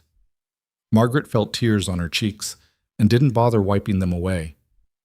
"I love you too," which is terrifying and wonderful and absolutely not what I expected when you showed up on my porch proposing marriage. Sarah cleared her throat from the doorway. "This is very touching, truly, but Vale's men could arrive any minute, and you two should probably come inside." They laughed, breaking the tension, and moved into the house. Over a hasty dinner, Elias explained the details of his trip to Knoxville. The federal inspector had been impressed by the evidence, particularly the testimony from the miners' wives. He'd agreed to conduct a formal investigation starting the following week, which would include interviews with current and former Vale employees, inspection of mining records, and examination of the deepwater site itself. Once the investigation officially begins, Vale can't interfere without facing federal charges, Elias said. But between now and then, he has a window to try to stop us, to intimidate witnesses, destroy evidence, or, he paused, meeting Margaret's eyes, eliminate the people who started this. Then we don't make it easy for him. Margaret's voice was steady. We stay together, stay alert, and we trust that the people of this valley are finally ready to stand up for themselves. As if summoning it through speech, another knock sounded at the door. This time it was Martha Yancey, breathing hard from the climb, carrying urgent news. There's a meeting happening in town, at the church. People are gathering to discuss what to do about Vale. Martha's eyes were bright with something that looked like hope. They want you both there. Want to hear what you're planning and how they can help. Elias and Margaret exchanged glances. Going into town meant exposing themselves, making themselves vulnerable. But staying hidden meant abandoning the people who were finally finding the courage to resist. "We'll go," Margaret said. "Together," Elias added. They rode down the mountain in darkness, the three of them plus Sarah, who'd insisted on coming. As they approached Cedar Ridge, Margaret could see lights burning in the church, shadows moving behind windows, the silhouettes of many people gathered. Inside, the church was packed. Miners and their families, shopkeepers, farmers, women Margaret had delivered babies for, and men Elias had worked alongside. Even Dr. Calhoun stood near the front, looking nervous but determined. A hush fell when Elias and Margaret entered. Then Anna Morrison stood from her pew. "We're done being afraid," she said, voice ringing clear. "Done letting Conrad Vale control our lives, our work, our futures. If you're going to fight him, we want to fight alongside you." One by one, others stood. Rebecca Chase, still weak from childbirth but resolute. Old Mrs. Patterson, leaning on her cane but standing nonetheless. Miners whose faces were etched with years of dangerous work. The shopkeeper who'd extended Elias credit when Vale tried to ruin him financially. By the time the standing stopped, 3/4 of the church was on their feet. Elias looked at Margaret, and she saw tears in his eyes. This was what 15 years of lonely fighting had been for. Not just justice for his father, but liberation for an entire community that had been living under Vale's thumb for too long. "Then let's make sure we do this right," Elias said to the assembled crowd. "Because when we move against Vale, we'll only get one chance, and we have to make it count." They spent the next 3 hours in that church organizing resistance like generals planning a campaign. Elias stood at the front with Margaret beside him, and together they laid out what the federal investigation would require and how the community could protect itself in the meantime. "Vale's going to try to intimidate witnesses before the inspector arrives," Elias explained. "He'll use every tool he has: financial pressure, threats, blackmail. We need to be smarter and more organized than he is." "No one talks to Vale's men alone," Margaret added. "If they approach you, make sure there are witnesses present. Write down everything they say, everything they threaten. We document everything." Dr. Calhoun stepped forward, his voice stronger now than when Margaret had first met him. "I'll make my office available as a safe place for people to gather. Vale may own my contract, but he doesn't own my conscience. Anyone who needs medical attention or just a safe place to talk, my door is open." The miners organized themselves into groups, promising to watch each other's backs both in town and at the mine. The women created a network for sharing information and supporting families who might face retaliation. Even the shopkeepers pledged to extend credit to anyone Vale tried to financially strangle. It was close to midnight when the meeting finally dispersed, people filing out into the darkness with expressions that mixed fear and determination in equal measure. Margaret watched them go and felt something shift in her chest, a fierce protectiveness for these people who were risking everything because they'd finally found the courage to say enough. "We should head back," Elias said quietly, his hand finding hers. "It's a long ride and we're both exhausted." But before they could reach their horses, a young boy came running up the street, barely 10 years old, gasping for breath. "Mrs. Boone! Mrs. Boone, you have to come quick!" Margaret recognized him. Tommy Barrett, whose mother Elizabeth had given testimony about her husband's black lung. "Tommy, what's wrong?" "It's Mama. She's bleeding real bad. Started about an hour ago and won't stop. Papa sent me to find you." His voice cracked with fear. "Please, she's real scared." Margaret looked at Elias, saw the concern in his face, but also the understanding. This was her work, her calling. It didn't stop just because they were in the middle of a war with Conrad Vale. "I'll go with you," Elias said immediately.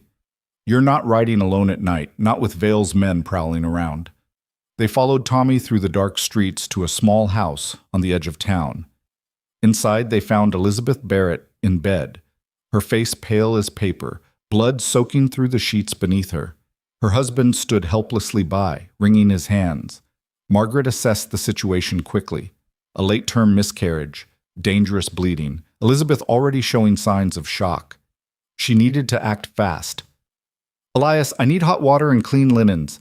Mr. Barrett, hold this lamp steady right here." Margaret's voice carried that absolute authority that made people obey without question. "Tommy, go fetch Dr. Calhoun. Tell him it's an emergency." For the next hour, Margaret worked with steady hands and fierce concentration. The bleeding was severe, the kind that could kill a woman in minutes if not controlled. She used every technique she'd learned in 30 years, every trick and procedure, fighting to save Elizabeth's life while Elias moved around her like a practice partner, anticipating what she'd need before she asked. Dr. Calhoun arrived and immediately deferred to Margaret's expertise, assisting where she directed, learning by watching. Together they managed to control the bleeding, stabilize Elizabeth, ensure she'd survive. It was nearly 2 a.m. when Margaret finally stepped back, exhausted and blood-stained but satisfied that her patient was out of danger. "She'll need careful monitoring for the next few days," Margaret told Mr. Barrett. "No work, complete rest. The bleeding could restart if she's not careful." "Thank you." Barrett's voice shook. "Thank you for coming. I know it's dangerous for you right now with Vale and everything, but this is my work," Margaret said simply. "Vale doesn't get to stop me from doing it." Calhoun walked them outside while Barrett stayed with his wife. The young doctor looked shaken, but also energized, like he'd just witnessed something profound. "That was remarkable," he said. "The way you controlled the hemorrhaging, the speed of your decisions. They don't teach that kind of practical knowledge in medical school. They teach you the theory. Life teaches you the practice." Margaret wiped her hands on a cloth, suddenly aware of how tired she was. "You did well tonight, Dr. Calhoun. You'll make a fine physician if you keep learning." "Robert," he said. "Please call me Robert. I think we're past formalities." A sound from the street made them all turn. Horses moving slowly, deliberately. 6 riders emerged from the shadows, and Margaret's stomach tightened when she recognized the lead rider, one of Vale's enforcers from the boarding house. "Working late, Mrs. Boone?" The man's voice was mockingly pleasant. "Mr. Vale will be interested to hear you're still making house calls despite his generous offer to help you establish a proper clinic." "Mrs. Barrett needed medical attention. That's not negotiable." Margaret kept her voice steady despite her racing heart. "Of course not. Though it's interesting timing, don't you think? All this talk of federal investigations and community resistance, and suddenly people are having emergencies that require your specific attention." His smile was cold. "One might think you're using medical emergencies as cover to coordinate your little rebellion. One might think you're harassing a medical professional while she's saving someone's life," Elias said, stepping forward. "Which seems like the kind of thing federal investigators might find interesting when they arrive next week." The enforcer's expression hardened. "Careful, Boone. You're not untouchable just because you filed some papers in Knoxville. Neither is Vale. And the difference is, we're not the ones who murdered 7 men and spent 15 years covering it up." The tension ratcheted up several notches. Margaret saw the enforcer's hands drift toward weapons, saw Elias shift his weight in preparation for violence. This could go very wrong, very quickly. "Gentlemen," Robert stepped forward, his young face set in determined lines. "I'm a licensed physician, and I'm witnessing what appears to be intimidation of medical personnel performing their lawful duties. I'll be documenting this encounter for the authorities. So unless you're prepared to add assault to whatever charges you're already facing, I suggest you move along." The enforcers looked at each other, clearly not expecting resistance from Vale's own doctor. After a tense moment, the leader laughed without humor. "Brave words from a man who's living on Vale's money. We'll see how long that courage lasts." He gathered his reins. "This is your last warning, all of you. Stand down, stop stirring up trouble, or face the consequences." They rode off into the darkness, leaving Margaret, Elias, and Robert standing in the street trying to calm their racing hearts. "That was either very brave or very stupid," Elias said to Robert. "Probably both." Robert's hands were shaking now that the danger had passed. "But I meant what I said. I'm documenting everything. If this goes to trial, there will be a record of their intimidation tactics." They rode back to Stonecrest Ridge as dawn began painting the eastern sky. Margaret dozed in the saddle, exhausted beyond measure. while Elias kept careful watch for any signs of pursuit. By the time they reached home, the sun was fully up, and Sarah was already there, having stayed the night to watch over the place. "You both look terrible," she said bluntly, helping Margaret down from her horse. "What happened?" "Elizabeth Barrett had a miscarriage. We saved her." Margaret swayed on her feet and felt Elias's arm around her waist, steadying her. "Then Vale's men showed up to threaten us. Standard Tuesday night." "Wednesday morning," Sarah corrected. "You've been gone almost 12 hours. The valley's buzzing with news about the church meeting. People are either terrified or energized, depending on who you ask." "And Vale?" "Silent so far. But his men are everywhere, watching everything. It's like the whole valley's holding its breath, waiting to see what happens next." Elias guided Margaret inside and up to their bedroom. Still technically 2 separate rooms, but the boundaries were blurring. "Sleep," he ordered gently. "I'll keep watch." "You need sleep too." I'll rest after you do."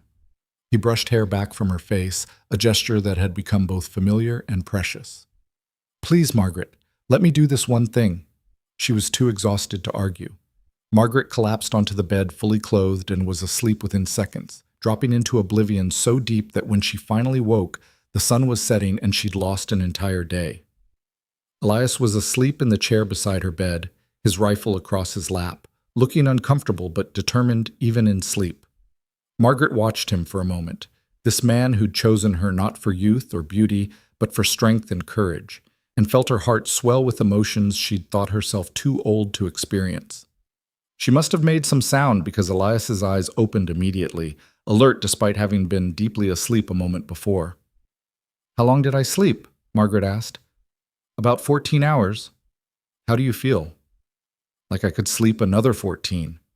She sat up slowly, muscles protesting. "Has anything happened?" "Federal inspector arrived this morning. Started interviewing people already." Elias stood, stretching. "Sarah's been running messages back and forth. She's downstairs now with food, probably listening to us and waiting for you to wake up." Sure enough, when they descended to the kitchen, Sarah had laid out a substantial meal and was bursting with information. The inspector is named Harrison Wells. He's older, serious, and apparently has a reputation for being absolutely incorruptible. Sarah spoke rapidly while serving food. "He started at the Deepwater site this morning, brought engineers to examine what's left of the shaft. This afternoon he interviewed 3 former miners who worked there at the time of the collapse." "How did the interviews go?" Margaret asked. "They talked. All 3 of them. Confirmed everything Elias documented about the warnings before the collapse, about Vale's response, about the substandard materials." Sarah's eyes gleamed. "Vale apparently showed up at the interview site, trying to intimidate them. Inspector Wells had him removed by federal marshals." Elias and Margaret exchanged glances. This was better than they'd hoped. "There's more," Sarah continued. "Wells wants to interview the women who gave testimony to you, Margaret. He's set up in the church with the marshals for protection. He's asking for you and Elias to come down tomorrow morning to coordinate." "We'll be there." Elias turned to Margaret. "This is actually happening. After 15 years, we're finally getting a real investigation." "Don't celebrate yet," Margaret cautioned. "Vale's most dangerous when he's cornered. He's not going to just accept defeat quietly." She was proven right faster than she expected. Around 8 that evening, as they were finishing dinner, one of the miners from the church meeting came racing up the mountain trail on a lathered horse. "Fire!" he shouted before he'd even dismounted. "The church is on fire." Inspector Wells and all his documents were inside. They rode down at breakneck speed, Margaret's heart pounding with dread.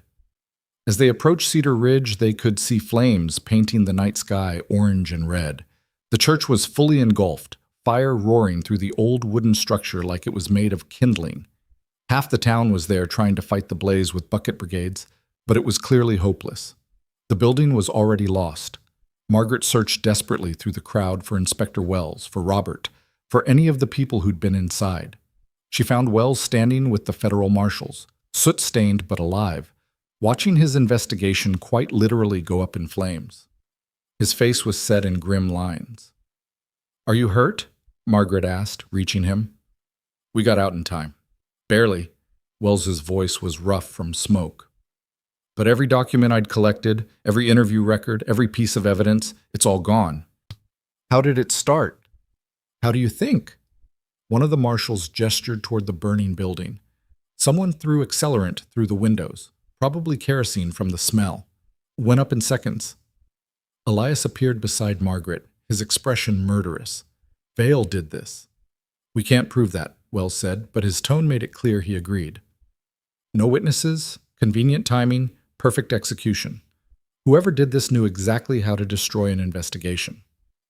So what happens now? Margaret asked, though she dreaded the answer. Now I have to start over.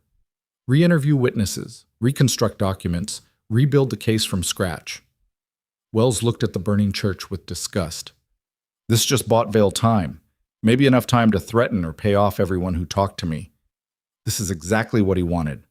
The crowd around them murmured with anger and fear. People who'd found courage to speak up now faced the reality that Vale could strike at any time, could destroy anything, could apparently act with impunity, even with federal authorities present.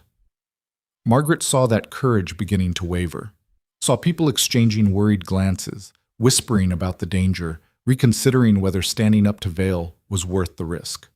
We still have copies, she said loudly enough for people to hear, of the testimony, of the documents. Not everything was in the church. Wells turned to her sharply. You kept copies? Of course we kept copies. Did you think we'd gather 15 years of evidence and not preserve it? Elias's voice carried to the crowd. The fire destroyed Wells's records, but it didn't destroy the truth. We still have everything we need to prove what Vale did. Where? Wells demanded. Safe, hidden where Vale can't reach it. Margaret met his eyes steadily. We can start reconstructing immediately. Hope flickered back through the crowd. Maybe this wasn't the devastating blow Vale had intended. Maybe they could still fight back. But as Margaret watched the church burn, she understood the real message Vale was sending. He could strike anywhere, anytime, could destroy what they'd built in minutes, could hurt them in ways they couldn't always predict or prevent. The question was whether they had the courage to keep fighting anyway. The answer came from an unexpected source. Anna Morrison pushed through the crowd, her face set with determination. My testimony is in that church, she said loudly. 15 years of keeping silent, and I finally told the truth, and Conrad Vale burned it to ashes. Her voice rose. Well, I'll tell it again. I'll tell it as many times as it takes. He can burn every building in this valley, and I'll still tell the truth about how his greed killed my husband. And I'll tell mine, Rebecca Chase added, stepping forward despite still being weak from childbirth. Mine too, said another woman. And another. And another. Within minutes, a dozen women had pledged to retestify, to rebuild what the fire had destroyed. The miners joined in, promising to recount everything they'd witnessed. Even the shopkeepers who'd been threatened with financial ruin promised to cooperate. Inspector Wells looked at this display of community courage with something like awe. All right then, we'll start fresh tomorrow. Mrs. Boone, Mr. Boone, I'll need those copies you mentioned first thing in the morning. You'll have them. Elias squeezed Margaret's hand. Every single page. The crowd began to disperse as the fire finally burned itself out, leaving only the smoking skeleton of what had been Cedar Ridge's church. Margaret stood staring at the ruins, thinking about how much that building had meant to the community. Weddings and funerals, Sunday services and town meetings. Vale had destroyed a piece of the valley's heart. He's going to keep escalating, she said quietly to Elias. Every time we rebuild, he'll strike harder. I know, but so will we. Elias pulled her close, and Margaret leaned into his strength. We knew this wouldn't be easy. Knowing it and living it are different things. Are you having second thoughts? Margaret thought about the women who'd pledged to retestify, about Anna Morrison's fierce determination, about the courage it took for an entire community to stand up against power. She thought about the 7 miners who'd died because someone needed to make them matter, needed to ensure their deaths meant something. No second thoughts, she said, but I'm terrified. Good, me too. Elias pressed a kiss to her temple. Means we're taking this seriously. They rode home in darkness for the second night in a row, exhaustion pulling at both of them. But this time when they reached Stonecrest Ridge, Elias didn't head to the spare room. Instead, he paused at Margaret's door. I don't want to sleep alone tonight, he said quietly. Not after everything that's happened. I I need to know you're close, that you're safe. Margaret's heart stuttered. I need that too. They moved through her room in comfortable silence, changing into nightclothes with the unselfconscious ease of people who'd delivered babies together and fought investigations side by side. When they finally lay down in the bed that had been only Margaret's until tonight, Elias pulled her against his chest, and she felt something in her chest ease for the first time since the church fire. I love you, he said into the darkness. I know I told you before, but I need to say it again. I love you for your courage and your strength and the way you refuse to give up even when things seem impossible. I love you too. Margaret laced her fingers through his, for seeing me as a partner instead of someone who needs protecting, for trusting me to stand beside you in this fight. They fell asleep wrapped around each other, finding comfort and strength in proximity, in the simple reassurance that they weren't facing this battle alone. The next morning dawned gray and threatening, clouds gathering over the mountains like the valley itself was bracing for storm. Margaret and Elias rode down to town early, the copied documents carefully packed in saddlebags, ready to rebuild what the fire had destroyed. They found Inspector Wells set up in Robert's medical office since the church was gone. The young doctor had converted his waiting room into a makeshift investigation headquarters, and several marshals stood guard outside. Good, you're here, Wells gestured them inside. Let's start with the supply ledgers.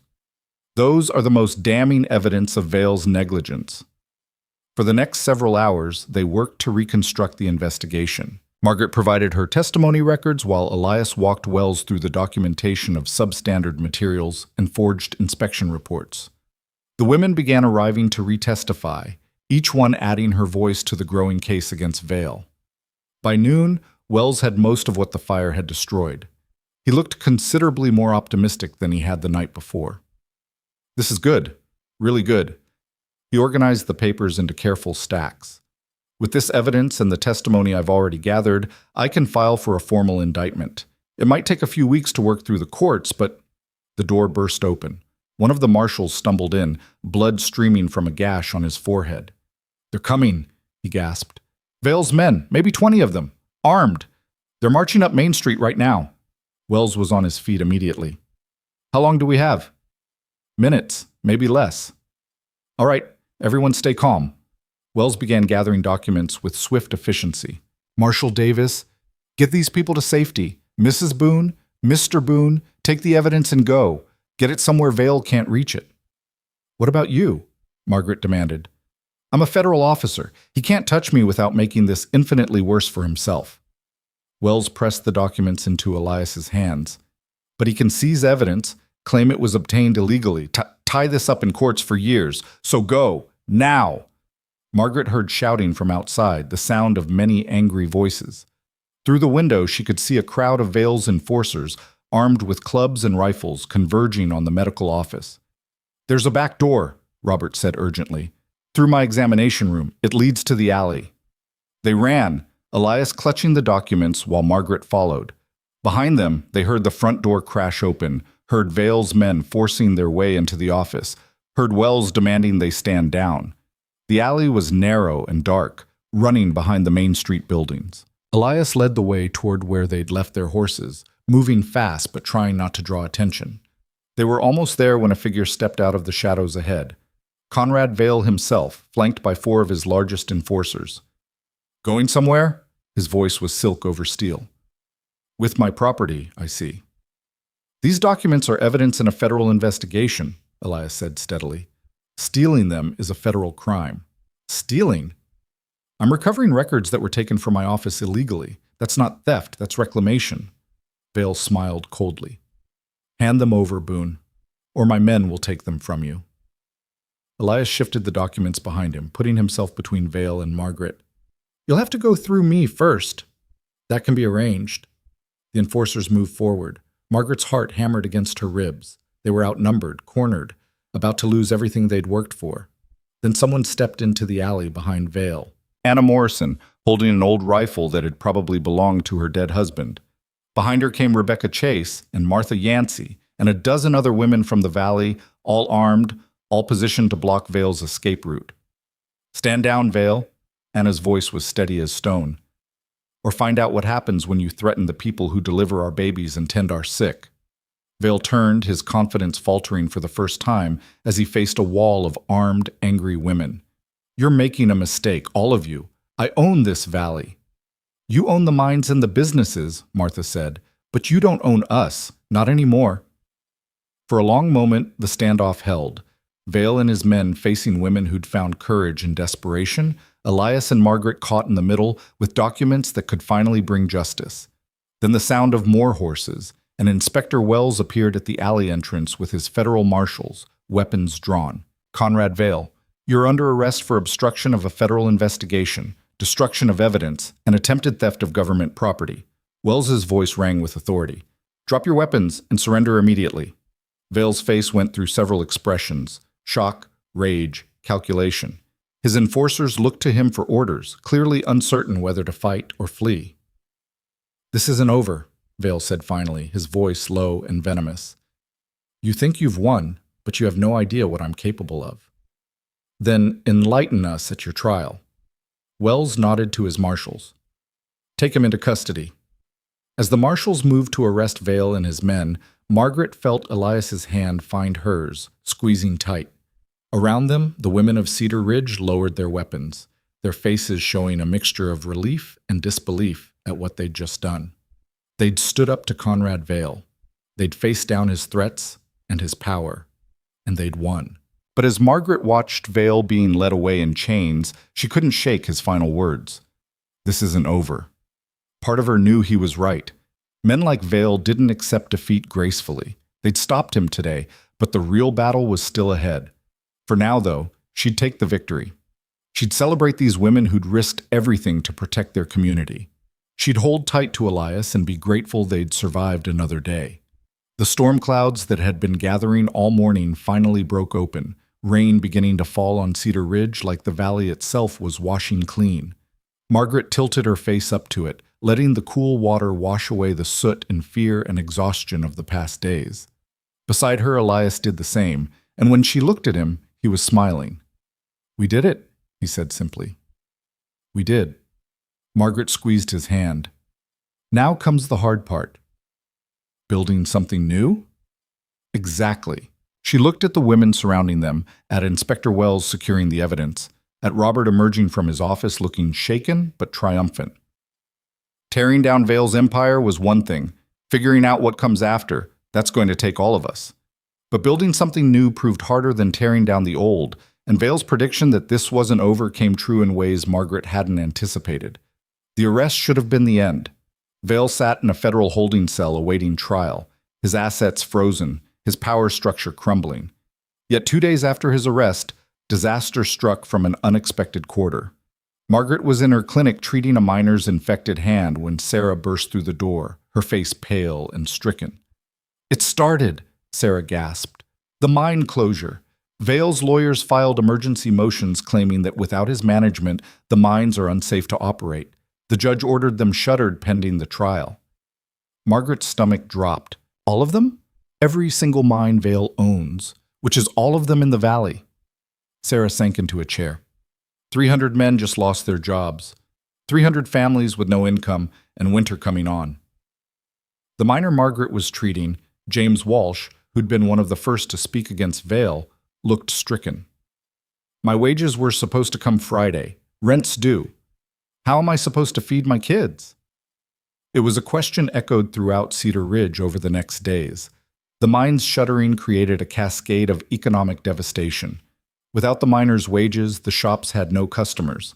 Without the shops, the merchants couldn't pay their suppliers. The entire valley's economy, which had been built around Vale's mining empire, collapsed like a house of cards. People who'd stood bravely against Vale when they thought justice was at hand now faced the harsh reality of winter without income, without prospects, without any clear path forward. The courage that had filled the church meetings began to curdle into resentment and fear. Margaret heard it first in whispers, then in outright accusations. She was checking on Rebecca Chase and her baby when Rebecca's husband pulled her aside. Some folks are saying this is your fault, Thomas Chase said quietly. Saying if you and Elias had just left well enough alone, the mines would still be running. Their kids would still eat. Vale killed 7 men. Margaret said, keeping her voice level despite the anger rising in her chest. Would you have us ignore that for the sake of keeping paychecks coming? I'm not saying they're right. I'm saying people are scared, and scared people look for someone to blame. Thomas met her eyes. And right now, they're blaming you and Elias for destroying their livelihoods. The sentiment spread like wildfire. Within a week, Margaret found herself facing open hostility in town. Women who'd thanked her for delivering their babies now crossed the street to avoid her. Men who'd pledged to stand with Elias muttered darkly about outsiders stirring up trouble. The crisis came to a head at what should have been a community meeting to discuss solutions. Instead, it turned into an angry confrontation with Elias and Margaret at the center. "You destroyed this valley," a miner named Sullivan shouted, standing in the ruins of the burned church where they'd gathered. "My family's been here 4 generations. We survived drought and depression and everything else. But we won't survive you." "We destroyed Conrad Vale's empire," Elias said steadily. "There's a difference." "Is there? My children are hungry either way," another voice from the crowd. "Vale was a bastard, sure, but at least we had work. Now we have nothing but your righteousness and empty bellies." Margaret watched the crowd. People she'd known for 30 years, people she'd helped bring into the world or cared for through illness, and saw genuine suffering in their faces. They weren't wrong to be afraid. She and Elias had torn down Vale's power structure without having anything ready to replace it. "What would you have us do?" Elias asked the crowd. "Drop the charges? Let Vale walk free? Go back to working in unsafe conditions for a man who's already killed 7 miners and would gladly kill 7 more if it saved him money? Better alive and working for a killer than starving with clean consciences," someone yelled back.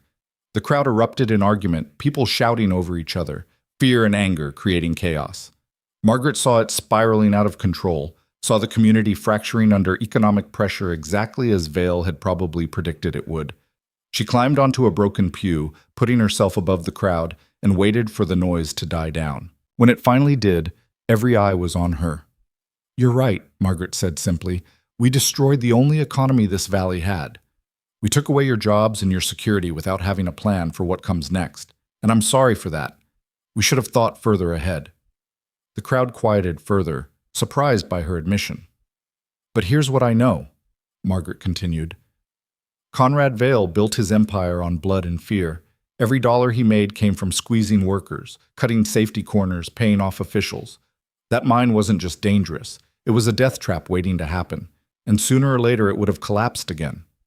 Maybe not this year or next, but eventually, and more of you would have died."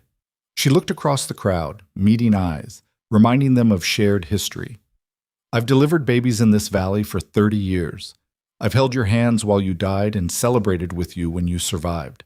I love this community, which is exactly why I couldn't stay silent while Vale continued to endanger it." "Love doesn't pay rent," someone muttered. "No, it doesn't.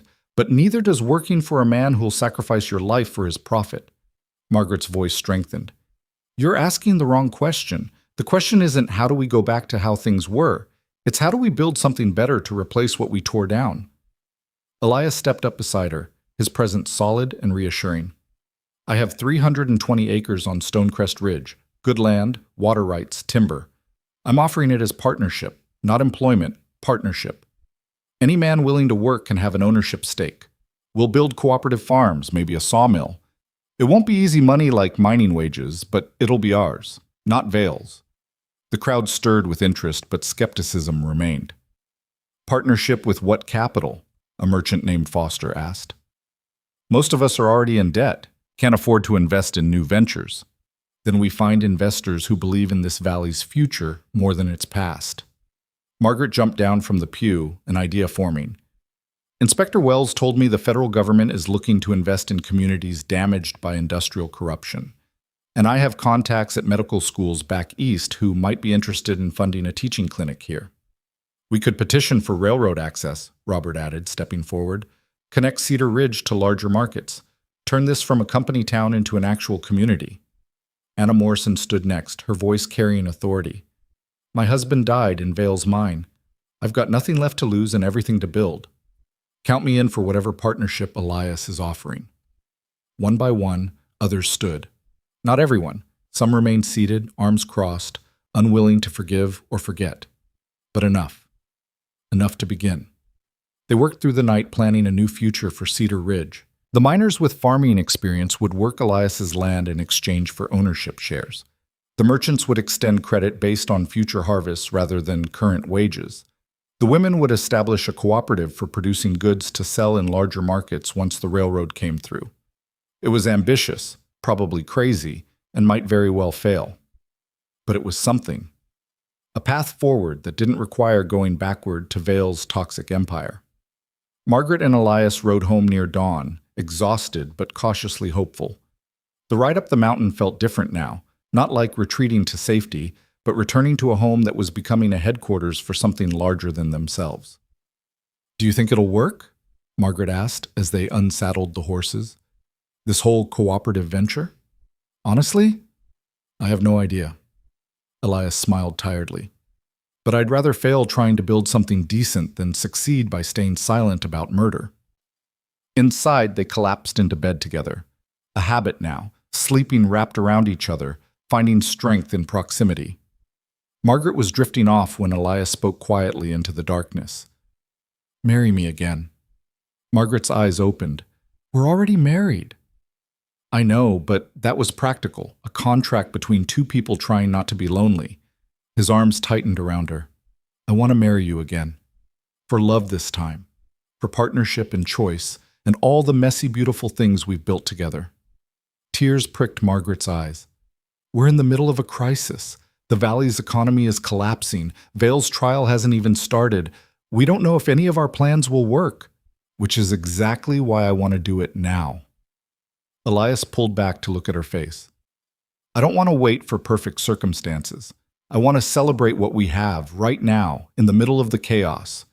Want to stand in front of this community and choose each other again, consciously and joyfully."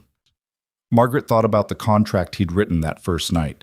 Practical, careful, protecting both of them from disappointment. And she thought about what they'd become instead.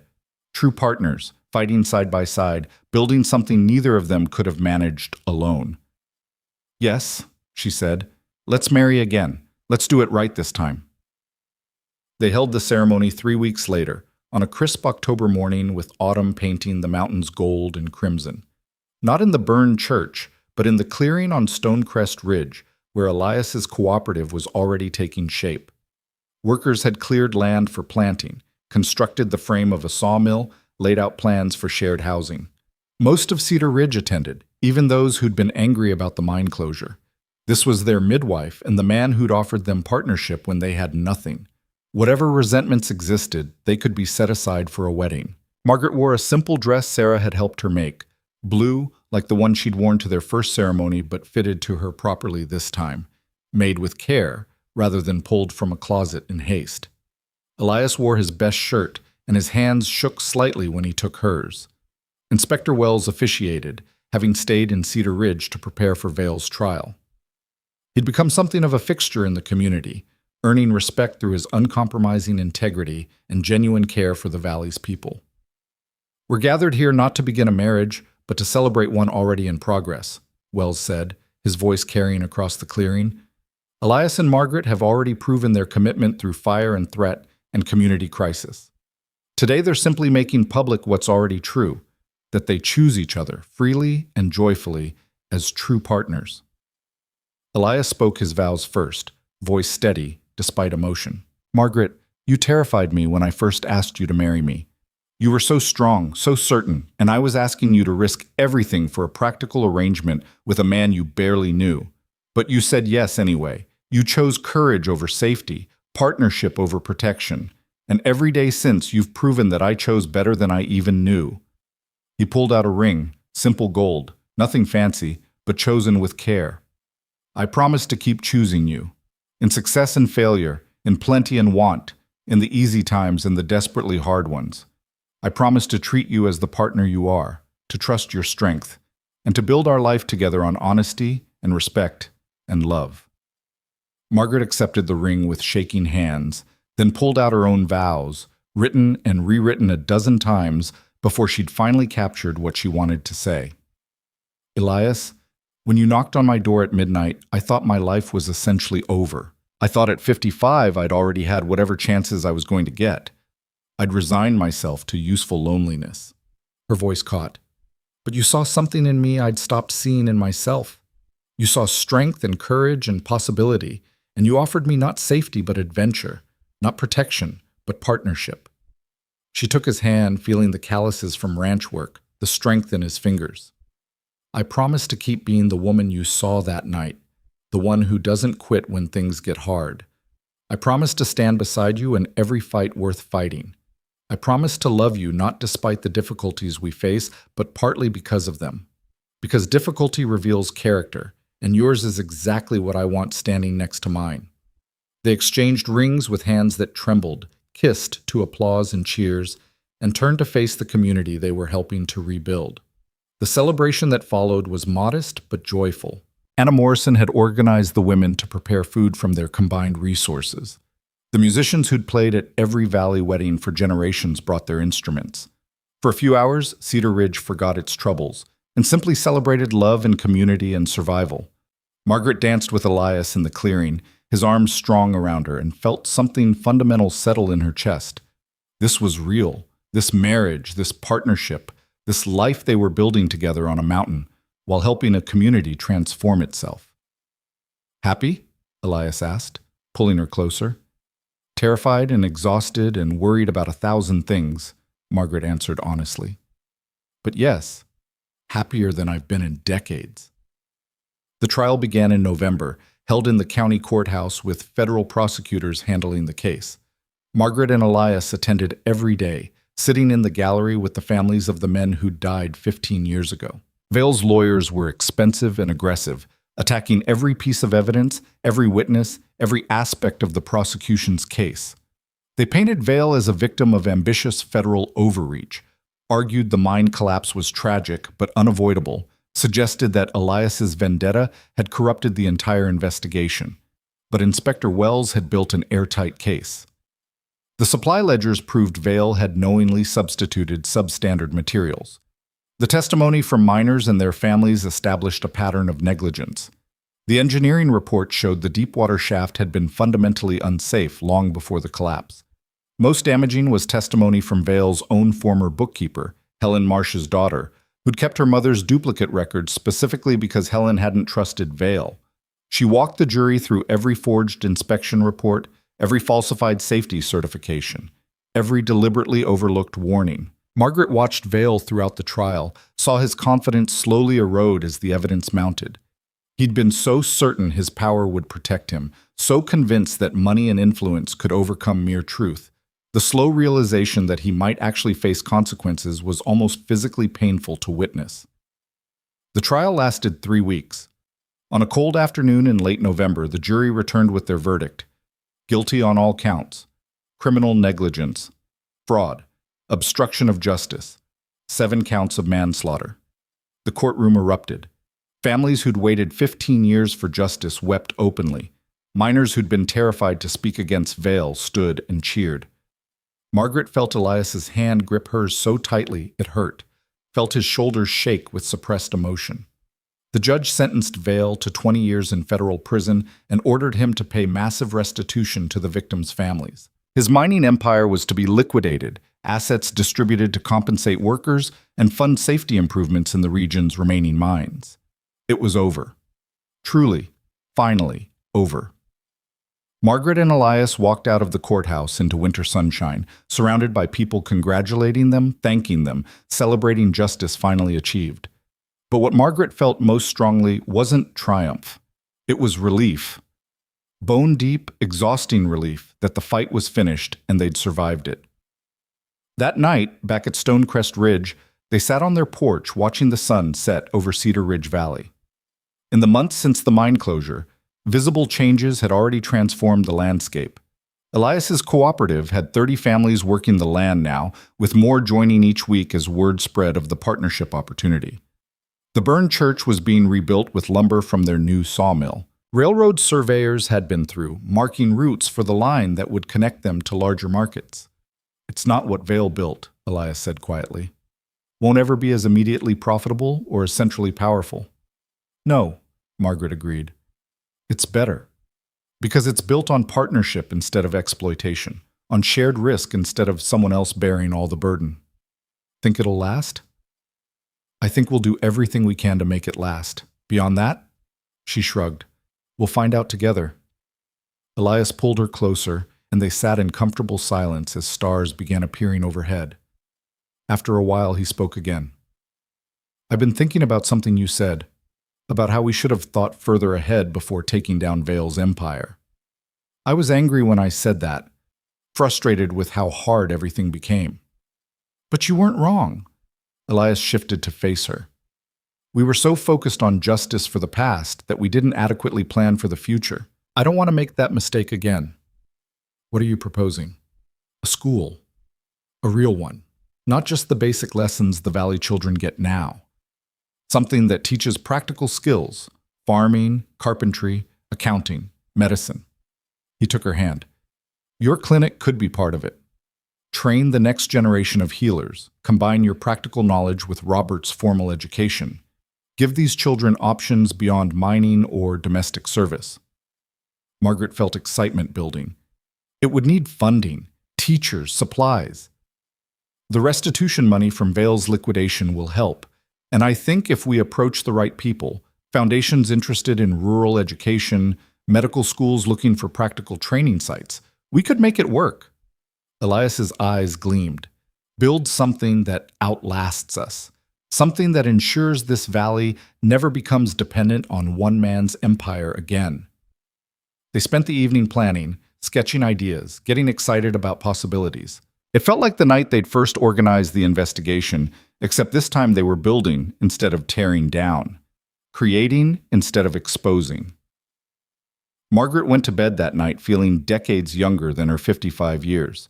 Strange how purpose and partnership could revitalize everything, could make the impossible seem merely difficult and the difficult seem worthwhile. Winter settled over Cedar Ridge Valley, and with it came the grinding work of transformation.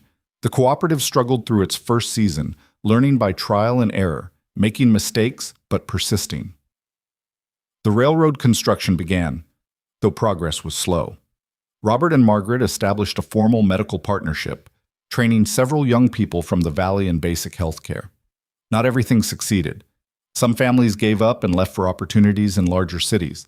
Some ventures failed despite best efforts. The transition from mining town to diversified community was painful and uncertain, but slowly, gradually, Cedar Ridge began to transform. New businesses emerged to serve the cooperative farmers. The school that Margaret and Elias had envisioned became reality, funded by a combination of restitution money and donations from Eastern philanthropists interested in their experiment in community rebuilding. Margaret's clinic became a teaching center where practical experience met formal medical education. She trained a dozen students over the next several years, passing on 3 decades of knowledge to the next generation. Robert matured from an uncertain young doctor into a confident physician who understood both the science and the art of healing. Through it all, Margaret and Elias built their life together on Stonecrest Ridge. They established rhythms, morning coffee on the porch, evenings reviewing the day's challenges, nights wrapped around each other sharing dreams and fears and plans. Their marriage deepened from partnership into something richer, more textured, impossible to separate from the community work they did together. One morning, 3 years after Vale's conviction, Margaret woke to find Elias already up, standing on the porch, watching the valley below. She joined him with coffee, pressing a warm mug into his hands. "Thinking about your father?" she asked gently. The anniversary of the Deepwater collapse was approaching, always a difficult time for Elias. Thinking about what he'd make of all this. Elias gestured toward the valley where cooperative farms spread across land that used to house mine operations, where the new school building stood next to the rebuilt church, where children played in yards without the constant shadow of mining danger. We never talked much about what came after. All our focus was on getting justice for what happened, but this, his voice caught, this would have meant something to him. Building something worth dying for instead of just dying for someone else's profit? Exactly. Elias turned to her. I spent 15 years angry, obsessed with making Vale pay for what he did. And that was necessary, but it wasn't enough. This, creating something better to replace what Vale destroyed, this is what actually honors those 7 men. Margaret leaned against him, looking out at the valley transformed. Do you ever regret it? How hard it's been? How uncertain everything still is? Not once. He pulled her closer. Though I do sometimes wonder what would have happened if I'd lost my nerve that night, if I hadn't knocked on your door. You'd have stayed lonely, and I'd have grown old thinking love was finished for me. Margaret smiled against his shoulder. We both would have survived, but we wouldn't have lived. That's the difference, isn't it, between surviving and living? They stood together watching the sunrise paint the valley gold, and Margaret thought about the journey that had brought them here. From that midnight proposal to a wedding of convenience, to a partnership forged in crisis, to genuine love that had surprised them both. From fear and resignation to courage and purpose. At 58 now, Margaret felt more vital than she had at 40. Her hair was completely silver. Her hands bore more scars from decades of medical work. Her body moved with the aches of age. But her spirit felt decades younger, energized by purpose and partnership, and the knowledge that she was building something meaningful. A sound from inside made them turn. A young boy appeared in the doorway, rubbing sleep from his eyes. Tommy Barrett, who'd come to fetch Margaret the night his mother nearly died from miscarriage. In the aftermath of the economic crisis, his father had lost everything.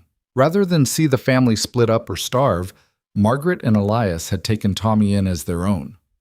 Breakfast? The boy asked hopefully. Coming right up. Elias ruffled Tommy's hair as they headed inside. Want to help with the chickens after? Can I practice throwing the axe instead? You promised to teach me. After chickens, work before play. Margaret watched them negotiate morning chores with the easy affection of father and son, and felt her heart swell. This too was unexpected. Becoming a mother again at 55, giving a home to a child who needed one, building a family from choice rather than biology. She began preparing breakfast while Elias and Tommy headed to the barn, and through the window saw Sarah approaching up the trail with her own child toddling beside her. Morning visits had become routine, Sarah and Margaret planning the day's medical rounds while their children played together.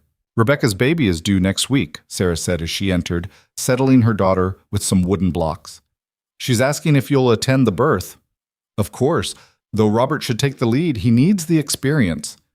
She wants you there too, says she trusts young Dr. Calhoun, but she feels safer knowing you're present. Sarah smiled.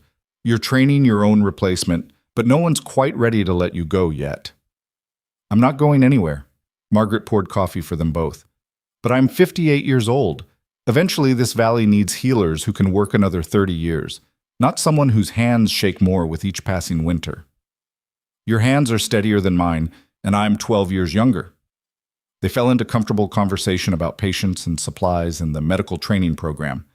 This was Margaret's life now, teaching and healing and building systems that would outlast her. It felt exactly right. Like every piece of her existence had finally clicked into proper alignment. The years continued their steady march. Tommy grew from a frightened 10-year-old into a confident young man who chose to study medicine under Margaret's guidance. Sarah's daughter showed aptitude for healing work as well, creating a second generation of medical practitioners in the valley. The cooperative thrived, then struggled, then found equilibrium. The railroad came through, opening markets and bringing prosperity that was more evenly distributed than Vale's mining empire had ever allowed. Cedar Ridge transformed from a company town into a genuine community, messy and imperfect, but fundamentally more just. Robert married Anna Morrison's daughter, creating ties between old tragedy and new hope. The school expanded, adding advanced programs that allowed valley children to pursue education without leaving for distant cities. Former miners became successful farmers, merchants, craftspeople. Not everyone prospered. Some never forgave Elias and Margaret for destroying the old economy, moving away or simply nursing grudges. Some ventures failed despite best intentions. The transition was never as clean or easy as idealists might have hoped, but it was real. It was theirs, and it was built on a foundation of justice rather than exploitation. Margaret celebrated her 62nd birthday with the entire valley attending a gathering at the cooperative grounds. She stood surrounded by people she'd delivered, people she'd healed, people she'd fought alongside, and felt the weight of community love settling around her shoulders like a blessing.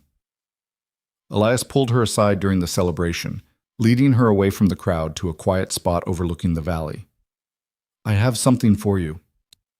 He pulled out a worn piece of paper, the contract he'd written that first night, terms of partnership carefully spelled out in his neat handwriting. "Why did you keep this?" Margaret asked, touching the paper gently. "Because I wanted to remember where we started. Wanted to have evidence of how far we've come." Elias met her eyes. "I offered you partnership and protection and practical arrangement. You gave me courage and love and purpose. That's a pretty uneven trade in your favor." "I disagree completely," Margaret smiled. "I thought my life was finished. You showed me it was just beginning. I'd call that even." Elias pulled out a match, struck it against stone, and held the flame to the contract's edge. They watched together as the paper caught fire, all those careful, practical terms going up in smoke. "We don't need contracts anymore," Elias said as the last of the paper crumbled to ash. "We have something better." "What's that?" "History, partnership, love that's been tested and proven." He pulled her close. "We have a life built together, and that's worth more than any document could ever capture."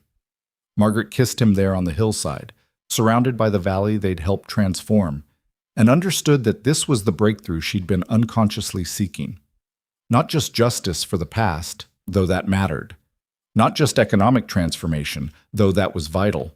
But this, the recognition that love could arrive at any age, that purpose could be found in the unlikeliest circumstances, that strength came from standing beside someone rather than behind them.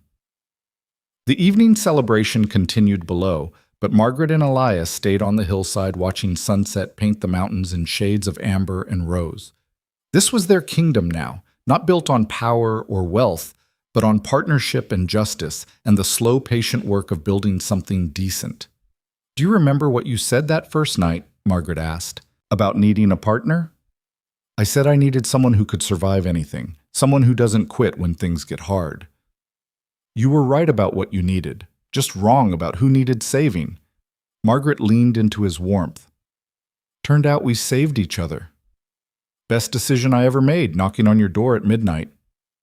"Second best," Margaret corrected. "Best decision was following through, staying when things got difficult, choosing courage over safety." They returned to the celebration as stars began appearing overhead, joining the dancing and laughter, accepting congratulations and well wishes from a community they'd helped transform. Tommy caught Margaret in an enthusiastic hug, thanking her for everything she'd taught him. Sarah's daughter presented a hand-drawn picture of Margaret delivering a baby. Robert raised a glass in toast to the woman who'd taught him that medicine was as much about courage as knowledge. Late that night, Margaret and Elias finally climbed the trail back to Stonecrest Ridge, exhausted but content. Their house waited warm and welcoming, filled now with the accumulated evidence of shared life. Photographs and books, Tommy's scattered belongings, Sarah's baby's favorite toys left from afternoon visits, medical texts and farming journals, and all the beautiful mundane details of existence. They prepared for bed with the comfortable efficiency of long partnership, moving around each other in practiced rhythm. When they finally lay down together, Elias pulled Margaret close with familiar tenderness. "I love you," he said into the darkness. Not asking for response, just stating fact like he might comment on the weather or the season. "I love you too." Margaret laced her fingers through his. "Thank you for seeing me when I'd stopped seeing myself, for choosing partnership when you could have chosen protection, for building this life with me. Thank you for saying yes to a crazy proposal from a mountain rancher with a vendetta and a dream." Elias's voice carried a smile. "For standing beside me in every fight, for being exactly the partner I needed even when I didn't know what I was asking for." They fell asleep wrapped around each other, and Margaret's last conscious thought was that this warmth and partnership and hard-won peace was worth every moment of fear and struggle that had brought them here. The years continued their steady procession. Margaret trained more students, delivered more babies, watched Cedar Ridge continue its transformation. She slowed gradually, her body finally demanding concessions to age, but her spirit remained fierce and committed. On her 65th birthday, She officially retired from active medical practice, turning her clinic over to Tommy and Sarah's daughter, who'd both completed their training. But retirement was relative. She still consulted on difficult cases, still taught occasionally, still attended births when specifically requested. Mostly, she spent time with Elias on their mountain, watching the cooperative they'd founded continue to grow and evolve, taking satisfaction in the legacy they'd built together. They'd gone from strangers bound by practical contract to partners in revolution to lovers who'd chosen each other again and again through every difficulty. One quiet morning in late spring, Margaret woke to find Elias already up, sitting on the porch with coffee, looking out at the valley bathed in dawn light. She joined him with her own cup, settling into the chair beside his with the easy comfort of decades together. "Thinking deep thoughts?" she asked. "Thinking about how wrong I almost was." Elias reached for her hand. "That night I came to your door, I was looking for someone strong enough to stand beside me in a fight. I thought that's all I needed, a partner who wouldn't quit. But what I got was so much more. I got love and wisdom and courage I couldn't have imagined. Got someone who made me better than I would have been alone." He turned to face her. "I got you, Margaret, and that's worth more than justice, more than revenge, more than anything I thought I was seeking." Margaret felt tears on her cheeks and didn't bother wiping them away. "I thought my time had passed. Thought at 55, all the important chapters of my life were already written. I'd resigned myself to useful loneliness for however many years remained. I'm glad you were wrong. So am I." She squeezed his hand. "You gave me back my life. Not by protecting me or saving me, but by treating me as an equal, by trusting my strength and letting me stand beside you in every battle." They sat in comfortable silence, watching the valley wake up below them. The cooperative lands spread across former mining territory. The school building stood proud next to the rebuilt church. Smoke curled from chimneys of homes where families lived free from the shadow of industrial exploitation. This was their legacy, Margaret thought. Not just the justice they'd won or the empire they'd toppled, but this. A community rebuilt on partnership and equity, a valley transformed from company town to genuine democracy, lives changed and futures opened. "No regrets?" Elias asked quietly. Margaret thought about everything they'd risked, everything they'd fought for, everything they'd built together on this mountain while helping a community transform itself. She thought about the midnight proposal that had changed everything, about the contract burned to ash, about love that had arrived exactly when she'd stopped expecting it. "Not one single regret," she said firmly. "This life, hard and uncertain, and absolutely nothing like I planned. This is exactly what I needed. Exactly what we both needed." Elias raised her hand to his lips, kissing her scarred knuckles with reverence. "To partnership, then. And to love that arrived right on time." "Right on time," Margaret agreed, and settled more comfortably into her chair to watch the sunrise with the man who'd shown her that at 55, at 65, at any age, it was never too late to begin again. Never too late to choose courage over safety, partnership over protection, purpose over resignation. The sun climbed higher, painting the valley in gold, and Margaret Boone, midwife, healer, fighter, partner, wife, smiled at the beautiful ordinary miracle of another day lived fully, loved deeply, and spent building something that would outlast them both.